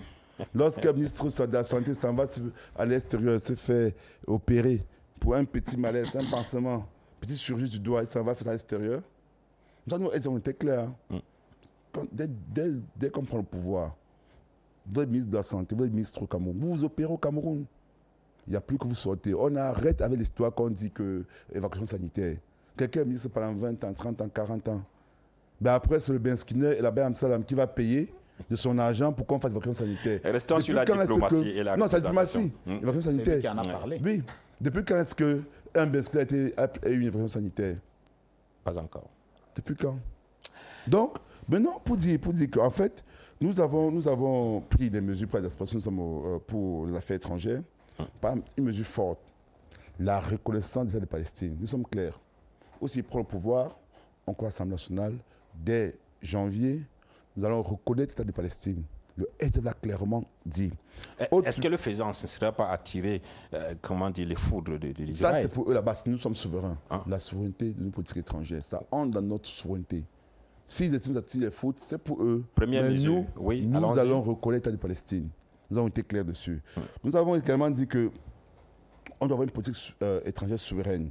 Et il y a des accords internationaux pour s'assurer en fait, les accords internationaux qui seront, quand nous allons réviser les accords internationaux, pour voir si ces accords protègent nos ressources naturelles, pour voir si ces accords-là permettent au transfert de technologies, pour voir si ces accords-là ne sont pas pour piller nos richesses. Plus précisément, vous avez identifié quel accord international qui est préjudiciable au Cameroun et que vous voudriez... la monnaie, par exemple. Oui. La monnaie, section monétaire. Nous avons identifié plusieurs choses sur l'action monétaire. L'article 4 qui parle des mécanismes de soumission monétaire, c'est-à-dire qu'il y a l'article 4 de la BAC qui stipule que l'État français a droit à toutes les informations concernant l'activité économique du Cameroun, monétaire du Cameroun. C'est-à-dire que si vous achetez le cacao pour 100 francs, pour 100 euros, vous vendez le cacao pour 100 euros, ils sont au courant de vos comptes d'opération. L'article 4 sur les comptes d'opération, on met un terme à ça. Nous allons réviser le nom franc CFA. On mettra un terme à ça, plus de nom franc CFA. Nous sommes favorables pour que notre politique de santé monétaire, que tous les puissances étrangères qui s'ingèrent dans notre monnaie puissent sortir, que l'impression de notre monnaie qui s'est faite en France, qui s'est faite à l'extérieur, c'est face au Cameroun. Nous sommes pour la création d'une monnaie digitale panafricaine. C'est-à-dire, on n'a pas de raison que... voilà. Vous êtes là déjà sur l'économie. Je voulais vous demander... Je parle de monnaie. La monnaie est une question économique et c'est une question des affaires étrangères. Oui. Parce qu'en fait, notre monnaie est dirigée par l'étranger. Et nous voulons mettre un terme à ça. Nous sommes d'accord pour la création d'un fonds dédié à la diaspora. C'est-à-dire la diaspora camerounaise devrait avoir un fonds pour leur permettre de pouvoir investir. Et nous voulons justement protéger les entreprises des expatriés au Cameroun. C'est-à-dire que lorsque vous êtes un expatrié, vous créez une entreprise, nous devons donner tous les accords juridiques. Il faudrait que parce que vous êtes un expatrié, vous créez une entreprise au Cameroun et que quelqu'un qui est du LDPC vient là, il fait du n'importe quoi et vous perdez vos fonds. Donc, nous avons cette solution-là que nous proposons pour la diaspora. Et autre chose, nous sommes pour la reconnaissance de la double, triple, voire multiple nationalité. Parce qu'il est impensable. La diaspora camerounaise, d'après leurs statistiques, plus de 700 milliards de francs CFA en 9 mois. 700 000 francs CFA. Plus, au-delà de ça. Et c'est eux qui le disent. Mais ils transfèrent des fonds, les capitaux au Cameroun qui font vivre les familles. Mais ils sont incapables d'être députés. Ils sont incapables d'être français et camerounais. Nous allons revenir à toutes ces mesures que nous comptons mettre sur pied pour l'autre diaspora et pour les affaires étrangères. J'en reviendrai dessus plus longuement. Samuel Andy, le PCN, est-ce que vous vous êtes déjà rendu compte que pour ce qui est de la formation des diplomates camerounais, il y a l'IRIC, l'Institut des Relations Internationales au Cameroun, qui forme depuis des années des diplomates, mais qui ne sont plus recrutés du tout, abandonnés à eux-mêmes comme ça. Est-ce que cela ne participe pas, à votre avis, de la régression de la qualité de la diplomatie à l'extérieur? Si oui, quelles sont les solutions concrètes que le PCN propose aux Camerounais une fois si jamais ils étaient élus? Oui, il faut le reconnaître.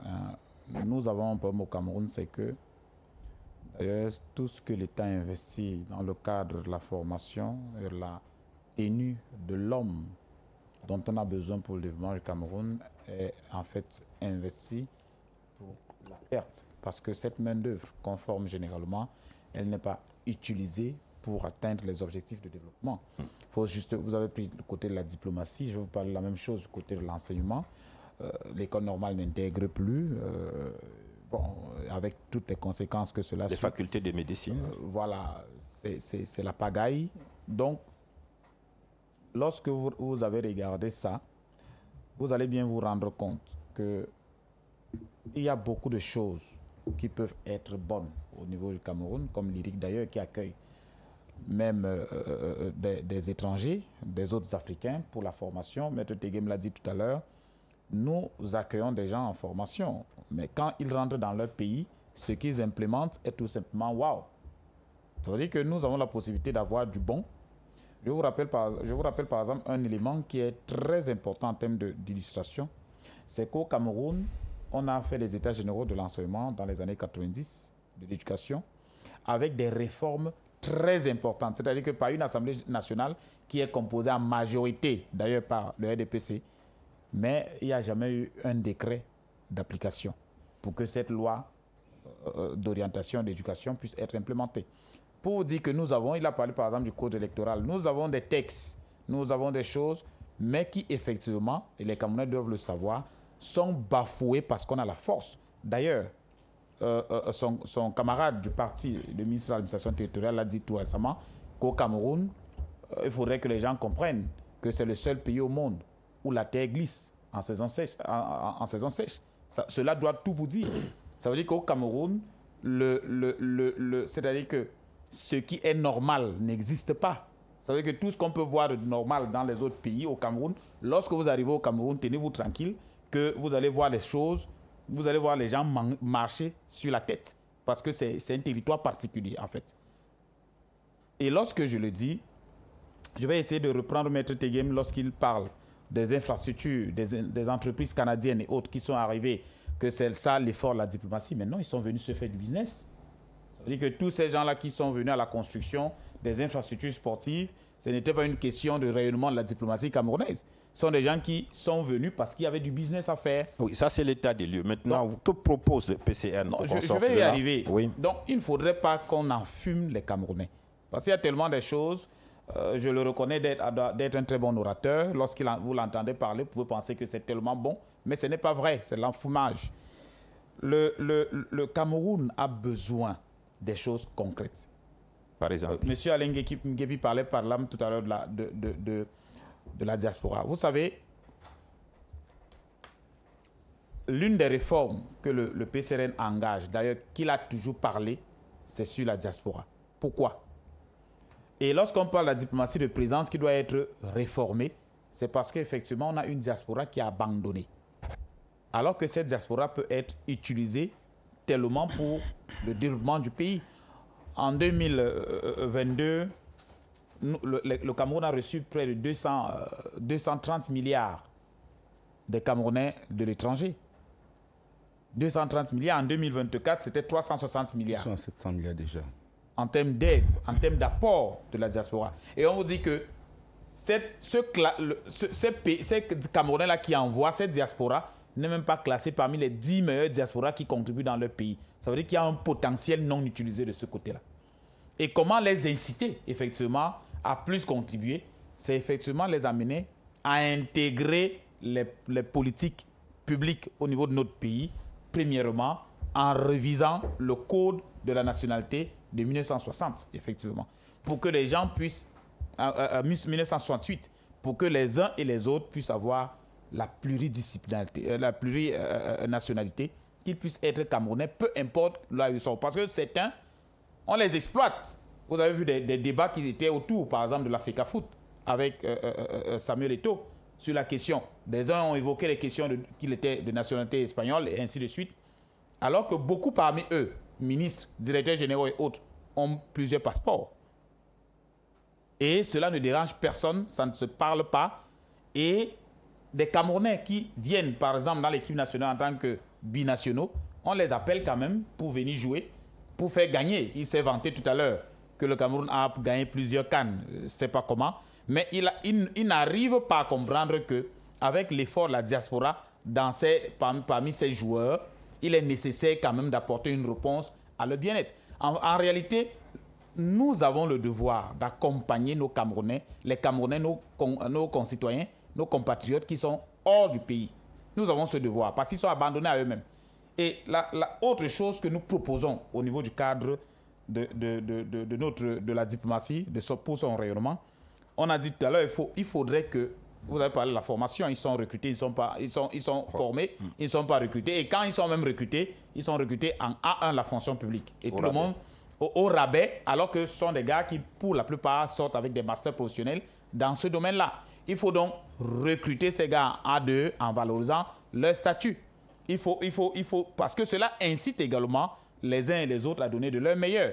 Et il faut avoir le courage d'octroyer une prime de technicité à nos jeunes fonctionnaires du ministère des Affaires étrangères.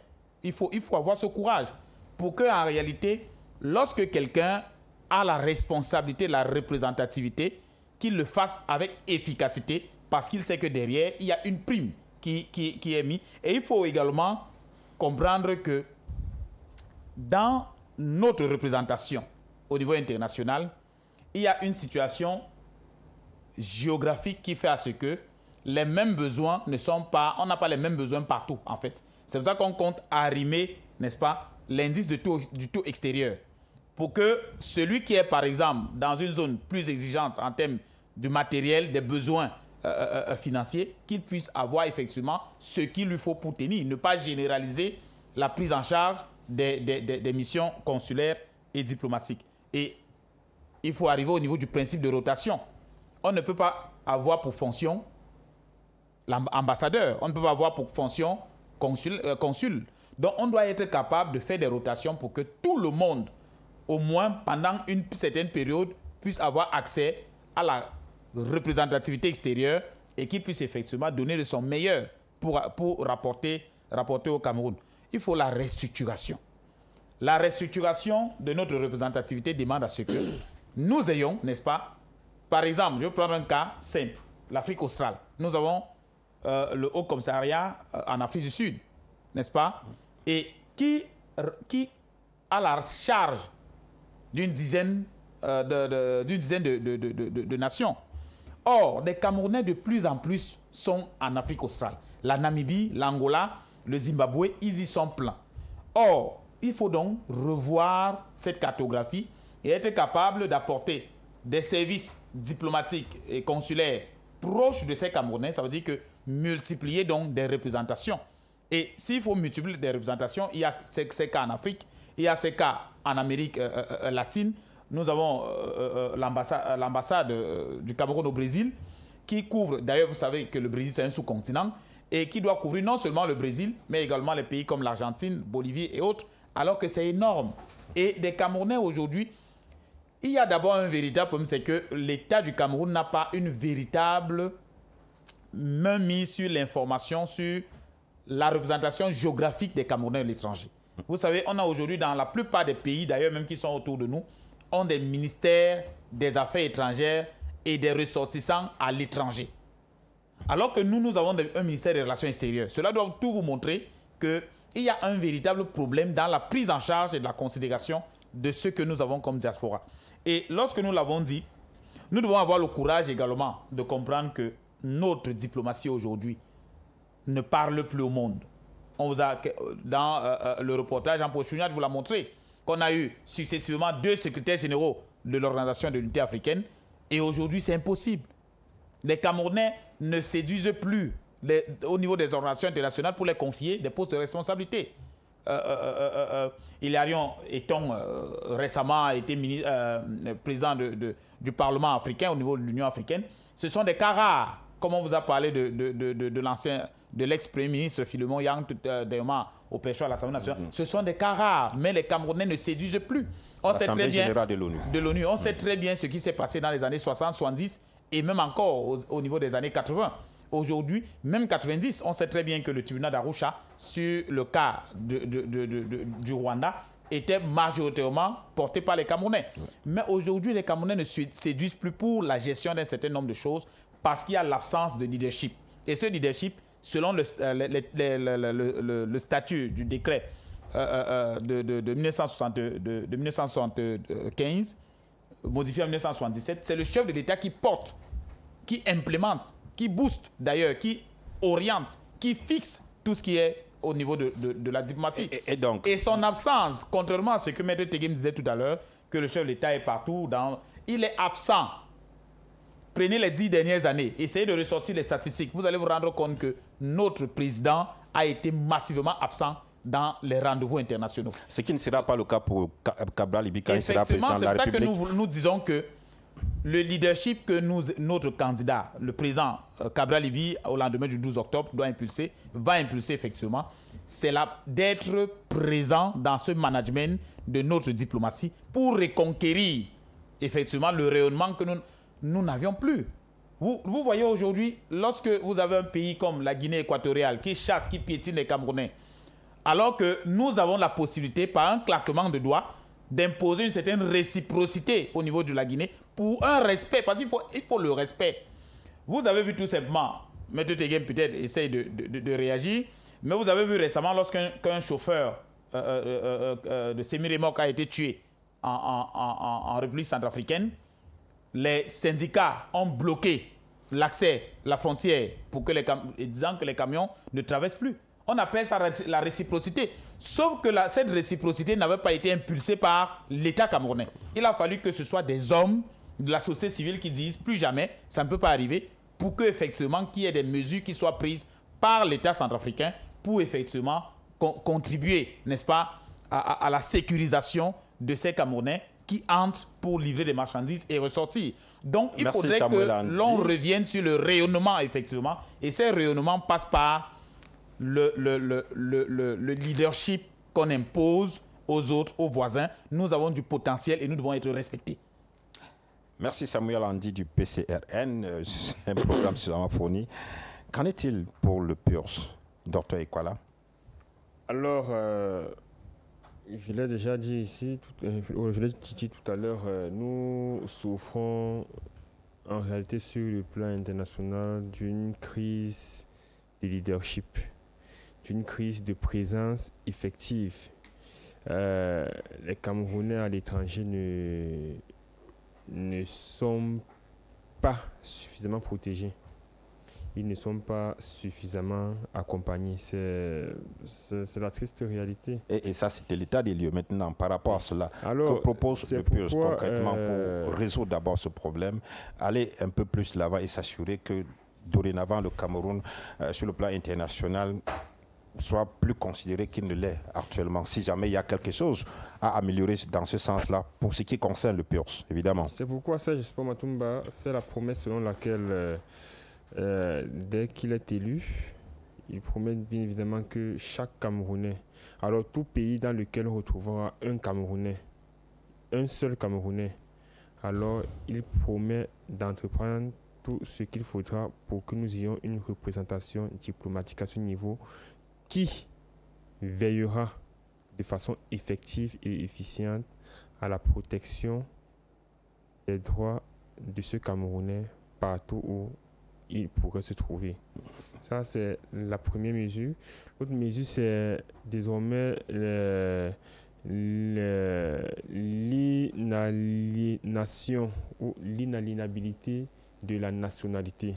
Alors, il pense bien évidemment que l'on ne peut pas se nourrir ou alors recevoir avec beaucoup d'émoi, beaucoup de fierté toutes les ressources financières qui nous viennent de ces Camerounais. D'ailleurs, ces Camerounais qui ont la nationalité très souvent des pays d'accueil et qu'on dise qu'on reçoit votre argent mais vous, on ne vous reconnaît pas en tant que Camerounais. Ils pensent donc que cette nationalité ne doit plus être inaliénable, du moins parce qu'on a également adopté la nationalité d'un autre pays. Alors, sur un plan purement économique, voyez-vous, en 1995, notamment le 1er janvier 1995, l'OMC ou alors les États membres de l'OMC ont signé certains accords. Et dans ces accords, il y a ce qu'on appelle le droit de la réciprocité, selon lequel ces États, peu importe leur niveau de développement, devraient être traités au même niveau. Mais voyez-vous, aujourd'hui, on reçoit tout ce qui vient de l'Occident ou alors des autres pays, entre Cameroun, tout simplement, on dirait une passoire grandement ouverte. Mais en retour, lorsque on veut exporter nos produits, ces derniers sont soumis à des contrôles extrêmes. Vous parlez là du non-fonctionnement ou bien du mal-fonctionnement des accords de partenariat économique. Effectivement. C'est la raison pour laquelle il faut revoir tout cela. Il faut revoir tout cela. Et vous, c'est pourquoi je vous disais que... en rompant ces accords ou bien?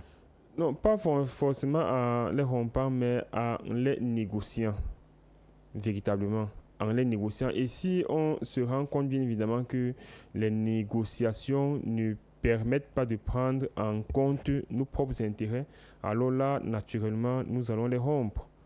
Est-ce que vous pensez qu'à ce niveau-là, effectivement, le Cameroun a des arguments nécessaires pour renégocier? Est-ce que le tissu industriel camerounais est en mesure de dire, OK, je peux produire autant de denrées qui sont importées. En conséquence, je ne peux plus accepter que vous apportiez les vôtres et pour, à partir de là, négocier, la révision d'un pareil contrat. Est-ce que vous pensez que le Cameroun a des arguments? Le Cameroun a... Ou bien comment feriez-vous justement pour d'abord donner des arguments au Cameroun pour pouvoir négocier d'égal à égal sur une table? Il faut aussi savoir que le Cameroun a le potentiel nécessaire pour pouvoir plus ou moins imposer ses aspirations, ses intérêts au système international. Il faut bien le savoir. En réalité, les ressources dont dispose notre sous-sol nous permettent dans certaines mesures d'être plus ou moins attractifs.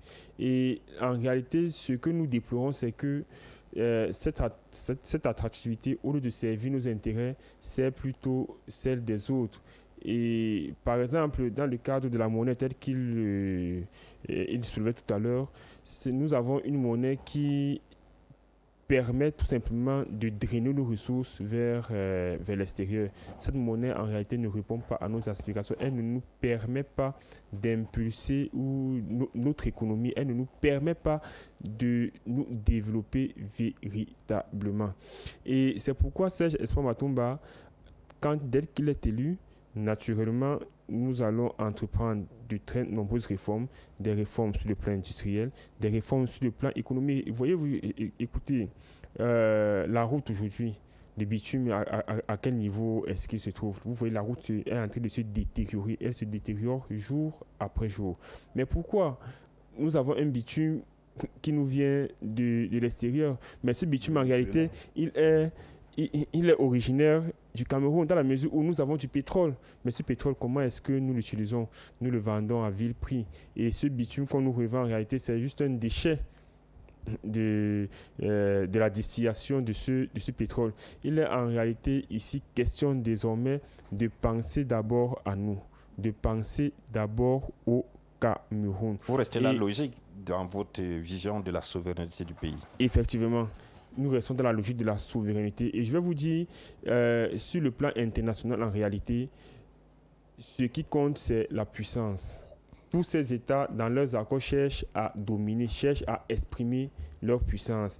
Et tout État qui n'est pas en mesure de pouvoir imposer ses arguments à un certain moment, quoi que l'on dise, il est de moins en moins attirant. Il n'offre même pas une certaine garantie à des potentiels investisseurs. Et le Cameroun souffre justement de cette crise en réalité. Nous avons donc besoin d'un pays qui, avec la force de ses ressources, s'impose sur le plan international bien évidemment en adoptant ou en mettant sur pied des politiques qui vont lui permettre de se développer ou alors d'impulser des politiques de développement qui répondent véritablement à ses intérêts, à ses aspirations.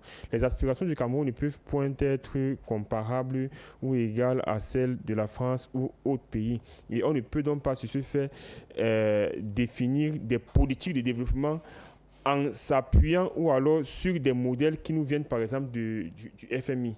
Ça, c'est impossible, c'est désuet en réalité. Voyez-vous, le SND 30 qui a été rédigé, il a été rédigé en réalité avec la coopération du FMI dans le cadre d'un programme élargi de crédit. Mais est-ce que le Cameroun a vraiment besoin de crédit? Toute cette aide qu'on prend depuis les APD, qu'on prend depuis, à quoi ont-ils réellement servi? Ils ne nous sont servis à rien.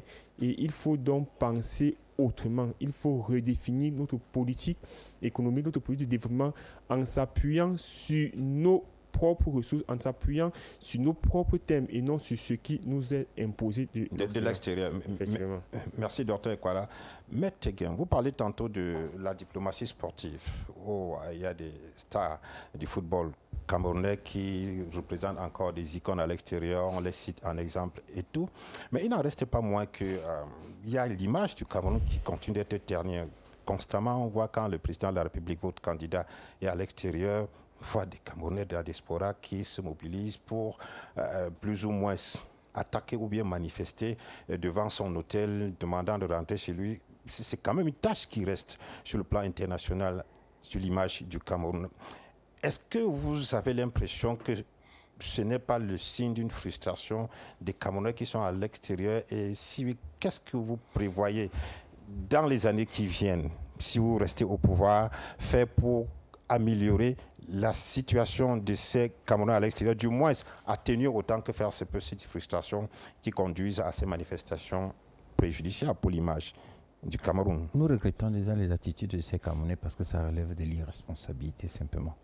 Nous souhaitons qu'ils soient mieux capacités pour présenter une meilleure image de leur pays. Parce que nous pensons qu'il y a un problème de formation pour eux. Être formé à quoi? À l'éducation civique. Est-ce qu'il est normal que l'on casse l'ambassade de son pays? Qui devrait les former sur le plan civique? Mais déjà un effort de formation personnelle, pas une éducation personnelle, un travail personnel. Ça commence par un travail d'abord personnel. Le travail, l'éducation, la formation, la sensibilisation, c'est d'abord personnel. On lit, on s'approprie même les valeurs que l'on voit dans la société que l'on côtoie tous les jours. Dans les sociétés européennes où ils sont, il y a la démocratie. Ils voient bien comment on n'est pas d'accord avec quelqu'un. mais on ne va pas casser l'ambassade parce qu'on n'est pas d'accord. Aujourd'hui, en France, il y a une crise politique, mais vous ne verrez pas un Français au Cameroun casser l'ambassade parce qu'il n'est pas d'accord avec ce qui s'y passe. Oui. Parce qu'ils savent quand même que ça relève de leur responsabilité, leur participation à l'effort de construction de leur pays.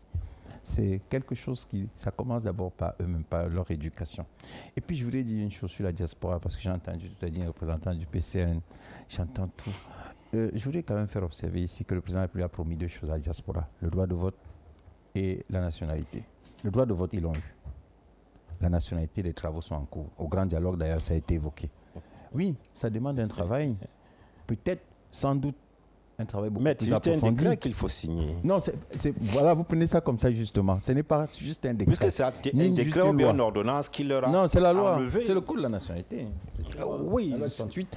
C'est pour faire une Qu'est-ce loi. qui est si difficile, justement, par rapport à cette double nationalité qui, justement, était l'objet d'une commission à l'occasion du grand dialogue. Alors du grand dialogue. Tout à fait. Laquelle commission a rendu un rapport avec des résolutions selon lesquelles il fallait, dans les jours qui viennent, libérer ces gars qui sont presque prisonniers à l'extérieur. Vous savez, moi je vous écoute avec la plus grande attention. Et justement, je dis, quand on est en responsabilité, ce n'est pas la même chose que lorsqu'on n'est pas en responsabilité. Ouais. Aujourd'hui, le RDP est en situation de responsabilité. Monsieur le Président de la République est en responsabilité. On a des partenaires. Et vous savez, en diplomatie, c'est parfois beaucoup plus complexe qu'on ne peut le penser. On a des partenaires avec lesquels nous travaillons. Sans doute, quand on fait la loi, il faut peut-être consulter certaines personnes. Pas une question de soumission. Je crois que j'ai encore la parole. Allez-y, Maître Tegem. Pas une question de soumission. Allez-y. Pendant les 43 ans, il n'y a pas de droit de vote. Aujourd'hui, ils l'ont. Ça veut dire qu'un effort a été fait. Pour ceux qui restent avec la nationalité camerounaise, pas la double nationalité. Il faut bien éclairer les Camerounais. La diaspora, aujourd'hui... Samuel Andy, s'il vous plaît, laissez-le développer. La diaspora a le droit de vote. Vous avez eu votre temps de parole. À l'aise pour développer. Je ne sais pas pourquoi. Laissez Maître Tegem. Vous avez toujours une tentative. Allons-y, Maître. Et puis vous avez dit des choses, je vous respecte. Vous dites que pourquoi on forme les éducateurs et on ne les recrute pas. Cher monsieur, l'enseignement privé au Cameroun a l'enseignement public, l'enseignement privé, l'enseignement ou l'éducation au Cameroun, l'enseignement public, l'enseignement privé laïque, l'enseignement privé confessionnel. Lorsqu'on forme, on doit permettre à ces gens de recruter des personnes bien formées. Donc il ne faut pas reprocher à l'État de former des cadres pour les mettre à la disposition de tous les ordres d'enseignement. Et puis vous avez même dit que la loi d'orientation date de 80. Il y a une loi d'orientation qui a été prise en 2004, monsieur. L'éducation. Qui a été supprimé. S'il vous plaît, laissez Maître Tegem continuer, je vous en prie. Vous parlez, je ne vous interromps pas, mais c'est quand même extraordinaire. Cher monsieur, j'attendais de vous des programmes. Lorsqu'on pose des questions, vous dites, nous pensons que nous pouvons faire ceci. On dit, faire comment? Vous dites qu'on va réformer. Dites que voici ce que nous entendons faire. Ouais, c'est très clair. Le Parlement panafricain. Vous ne faites que défendre... Alex Ngepi, s'il vous plaît. Le Parlement panafricain. Le Parlement panafricain était tenu par un Camerounais, l'honorable Kododan. Oui. Vous avez dit tout à l'heure la francophonie, c'est un Camerounais. La ZLECA, la zone de libre-échange continentale, la pionnière, était camerounaise il y a quelques années. L'agence de protection civile, aujourd'hui, c'est tenu par une Camerounaise. La Cour commune de justice arbitrage, la CCJA, c'est une Camerounaise. Vous voulez que je continue? J'en passe. Parce qu'il y en a tellement. Et c'est parce que les Camerounais sont capacités. C'est parce qu'ils sont bien formés. Lorsque vous parlez du secteur minier, et vous dites qu'il faut développer le secteur minier, si on n'avait pas agi avec responsabilité, ce seraient les autres qui seraient en train d'exploiter. Pourquoi? On a mis en place des écoles de formation. Et quand les premières promotions ont commencé à sortir, on a commencé à signer les contrats. On signe les contrats parce que ceux qui ont l'expertise technique vont former ceux qui ont la formation initiale d'école, parce qu'il faudra une formation continue sur le terrain. Donc, il y aura le transfert des technologies, le transfert des compétences. C'est un travail professionnel, c'est pensé. Vous croyez que c'est un hasard?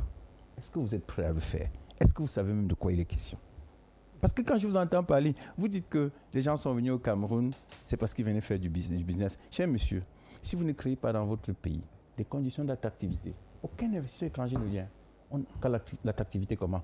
On simplifie les procédures administratives, on met en place la digitalisation, on forme, parce qu'il faut avoir... Comme le bradage du fait camerounais pas avec... Samuel Andy, s'il vous plaît.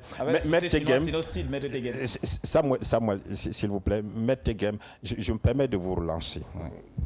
Vous n'avez pas forcément... Il n'a pas d'argument, c'est pour ça qu'il voyage partout. À ces critiques. Il est question pour vous, justement, de dire, voici ce que nous faisons. Voilà, vous-même reconnu que l'œuvre humaine n'est pas parfaite. Ça veut dire je ne peux pas dire le contraire. Et donc, maintenant, qu'est-ce qui va être amélioré dans... Enfin, pour le prochain septennat si votre candidat est réélu? Par rapport à quel point? La double nationalité, vous avez dit? C'est en cours, puisque le grand dialogue en a parlé. Oui. J'ai dit à la diaspora, il a promis deux choses, le droit de vote et la double nationalité. Ça prend du temps. Le droit de vote, c'est déjà fait. Écoutez, si ça prend du temps, c'est qu'on y travaille. Il n'y a pas de hasard. Il y a toujours un travail qui doit être fait. Et puis, Monsieur le Président de la République a l'expertise nécessaire. Il a l'ancienneté, il a la sagesse pour savoir ce qu'il doit faire. De toute façon, le moment venu, il avisera. Et quand il avisera, la République en sera informée. Donc, me dire ici que rien n'a été fait, comme je l'ai entendu tout à l'heure, même sur les accords de partenariat économique, j'ai entendu dire un représentant d'un parti politique sur ce plateau, j'ai dit, mais ce monsieur n'a pas compris que ça enrichit les Camerounais. Lorsque on vous enlève les droits de douane, vous ne payez plus. L'argent reste entre vos mains. Vous créez de la richesse. Puisque lorsque vous gagnez de l'argent, vous pouvez soit créer des entreprises, soit, et dans les entreprises, employer le personnel, créer les conditions de sous-traitance. On a fait une loi sur la sous-traitance. Et tout cet argent est réinvesti dans le circuit économique. En quoi est-ce que c'est mauvais alors que l'argent qui devait aller dans les caisses de l'État, vous l'avez désormais? Pour vous, vous prenez ça avec beaucoup de légèreté. Ce que l'État n'a pas gagné reste dans vos poches. Monsieur Teguet, s'il vous plaît. Pour créer les conditions de la richesse. Vous êtes... Moi, excusez, j'ai dit, et je ne le dirai jamais assez, ce n'est pas parfait. Des efforts sont faits. Un travail est fait. Je vous répondais sur ce que vous avez dit tout à l'heure, parce que vous, le digne représentant du PCRN, vous avez dit que les gens sont venus faire du business. Monsieur, on ne vient pas chez vous si votre économie n'est pas attractive. Si vous n'avez pas une main-d'œuvre qualifiée et bon marché, si vous n'avez pas fait des simplifications des procédures administratives, si vous n'avez pas créé la flexibilité dans le domaine de l'emploi, si vous n'avez pas mis en place des systèmes de communication, si vous n'avez pas mis en place un système d'infrastructurel, les gens ne viennent pas. S'ils sont venus, c'est parce que justement des efforts ont été faits. Merci, M. Teguet. C'est parce que des efforts ont été faits, c'est parce qu'un travail a été fait. Et c'est professionnel. Il n'y a pas de hasard. On ne vient pas chez vous. Pourquoi ces investisseurs ne vont pas partout? Vous n'avez pas constaté qu'on a une économie qui a quand même un niveau d'attractivité par rapport aux pays de la sous-région? Nous sommes parmi les meilleurs. Bien entendu, ça c'est le RDPC qui le dit. Alex Guépi, si le candidat aussi Joshua était élu au soir du 12 octobre, quelles sont les priorités sur les 100 premiers jours concernant justement la diplomatie et le rayonnement, l'image du Cameroun à l'extérieur dans les 100 premiers jours? Dans les 100 premiers jours, il y a une politique étrangère souveraine qui sera mise sur pied. C'est-à-dire on va revoir les accords internationaux pour s'assurer qu'ils protègent les ressources naturelles, la fiscalité, le droit des travailleurs. On doit renforcer la diplomatie économique. On doit promouvoir les exportations, attirer des investissements étrangers, mais en continuant ceci par un transfert de technologie. Pourquoi est-ce qu'on le dit? Quand on ne pas transfert de technologie... On n'a plus assez de temps, vous avez 1 minute pour continuer, les autres vont prendre également 2 minutes et on va finir. Je n'ai pas parlé sur ces questions-là, ils ont beaucoup parlé sur ces questions. Allons-y, le temps nous tient. Allez-y, Alex. Donc, tout à l'heure, M. Games se vend de la performance de notre économie, de l'attractivité. Quand on parle de transfert de technologie, on a dû importer de l'Italie, si je me trompe, les poutres préfabriquées pour construire nos stades. À quel moment est-ce qu'il y a eu transfert de technologie?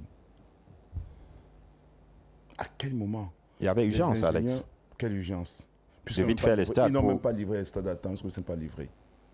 À quel moment nos ingénieurs, nos polytechniciens ont vu ce qui s'est passé pour pouvoir maîtriser cette technologie-là? Donc, il y a un problème de transfert de technologie. Lorsque M. Teguet parle d'attractivité sur les ressources minières, je vais lui rappeler un fait très simple.